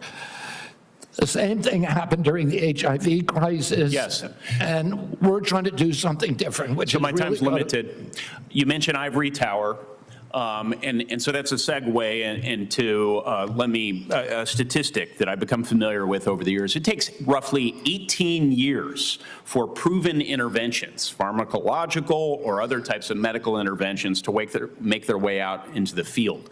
If we assume, I think a conservative estimate, 12 to 15 years until we have any really acceptable therapeutics for a long COVID, that's a cheerful estimate. Plus the 18 years until it finds its way into clinical practice, people roughly my age will pass. Actuarially speaking, they will pass before there's any acceptable therapeutics. So we need to accelerate our current activities. Can you give me a couple of things you're going to do to ensure that we accelerate our development of therapeutics? I mean, the best solution is the same kind of solutions that we should have been pursuing during COVID, which is off-the-shelf approved drugs for that are there already. Yes. So you don't and have it was to go recently through reported that all the major pharma companies, I'm sorry if there's one good student exception, are serving as barriers to clinical trials. That is, It's how can they bizarre. repurpose? It is bizarre that that's happening. But Okay, we you're are the seeing that Secretary of happening. HHS. Will you be cracking down on this lack of Yes, cooperation? yes. Thank you. Yes. Thank you so much. Will you also be exploring research partnerships with other countries, seeing as I've established this is a global challenge? Yes. Okay. And that's what we should have done during HIV. It's what we should have done during COVID. Yes. Will you also be exploring whether ARPA-H, which has different research protocols than NIH, NIH is very good at what they do, but it takes them a really long time to prove things because of their rigorous process. ARPA is more practical, right? And so one could imagine ARPA-H tackling this challenge. Will you be encouraging We're this? absolutely open to that, Senator. Okay. Will you be working with me and other members of the committee on your aggressive strategy as it continues Yeah, to and be looking for good articulated? ideas everywhere. Okay, the last thing I'd like to briefly touch on with the chairman's indulgence is just recognizing the president's leadership as it relates to the appropriate use of civil commitment to deal with homelessness challenges, mental health challenges, et cetera. He's taking a look at these practices. This can be a difficult conversation for so many of us, but I think it is worth considering whether government can play a more assertive role in helping people off the streets who have serious mental illness get off the streets, receive the sort of treatment they really need to be healthy. Can you provide some very brief thoughts on this topic, and maybe then I could follow up with a phone call? On the topic of civil commitment. Yeah. We can follow up, It's Mr. mainly Secretary. happening in the States, so I want to hear your ideas on it if there's something that you think. Yeah, I think the president said, you know, we ought to take a look at it. If there's somebody in 20-degree below zero temperatures consistently in Washington, D.C., and they're believed to perhaps have mental health challenges, might we consider how to offer them care and in a controlled setting rather than allowing them to freeze to death? Might that be humane as we reconsider perhaps the two of application you of our could laws? follow up on that with each All right. And Mr. Secretary, you've been here just like a minute or so under 3 hours. We appreciate that. We're not quite done yet. Senator Wyden has asked for one more round, so I said he, as the ranking member, should have the right to have one more round of 5 minutes for himself. And so Senator Wyden, why don't you go ahead? Mr. Secretary, we'll keep this brief. I want to ask about mifepristone. I was the first member of Congress to hold a hearing on this drug, which now has served more than 7.5 million women. And of course, it is used for reproductive health and medication abortion. It has been documented again and again as safe, and people say safer than Tylenol. And the reason that I'm asking the question is that I'm getting reports that you've said you're going to conduct a complete review of mifepristone's safety, and what we're hearing is it's not based on new clinical trials or data from the scientific community, but on one reviewed paper that's not a peer-reviewed paper by a political organization and Project 2025 sponsor whose stated mission is to advance an anti-abortion agenda. So what I'd like to hear today is for you to say that you'll commit that your best scientists, without bias, will be permitted to conduct this entirely unnecessary safety review. I don't see any evidence for it. You've called for it. But what I'd like to do is make sure that it's done right, and I'm very troubled by what I've heard about it. Your thoughts? You have my commitment. Okay. That'll be good science and good scientists. Okay. We'll get back to you to talk about specifically how that's going to play out, but I appreciate that. Okay, one last point for you, Mr. Chairman. I'm going to ask unanimous consent to enter into the record declaration by these kids, you know, some of them very young, who in the middle of the night, we were told by whistleblowers are being whisked away and the like. And what I'd like to enter into the record are statements by these kids that we have learned about, and also a memo prepared by the Guatemalan government outlining the deportation effort into the record. We've been able to obtain that, and I think it's an important part of the debate. And with that, I beat my time of 5 minutes. All right, without objection. Thank you very much, Senator Wyden. And we are now at the point where I'll just make a couple of very brief personal closing remarks, and then I've decided, Mr. Secretary, I said at the outset of this hearing it was going to be some partisan battling going on. That is something that is very obvious to anybody who's paid any attention to what's happened in the last 3 hours. There were several times that you were cut off, or I had to cut you off because we needed to keep moving along. And I'm not suggesting that you need to or should, but if there's anything that you felt you didn't have a chance to say, if you could briefly say it now, or if you would like, you'll have the opportunity to submit written responses to questions, which I'm going to reference in a minute, and you could make any further statements that you would like to make at that point. But I think I'll have mercy on everybody here and let us adjourn. all right, wise choice. Let me just say now that senators will be allowed to submit questions to you for the record by next Thursday, September 11th, by 5 p.m. And I just want to say, Mr. Secretary, during former Secretary Becerra's tenure, responses to these kinds of questions for the record were not delivered in a timely manner. And the example I'm going to give you is that on March 22, 2023, he got questions. He answered in February 22, 2024, 11 months later. A year seems excessive. And I'm going to ask you and your team to not follow the precedent set by Secretary Becerra, and instead to respond as promptly as you can to the questions for the record that you receive. I ask that of every single nominee, and you may or may not recall, you've probably already told me you would do that in your nomination hearing. But with that, once again, to my colleagues, the deadline for submitting these questions for the record is September 11th at 5 p.m. And hearing nothing further, this hearing is adjourned.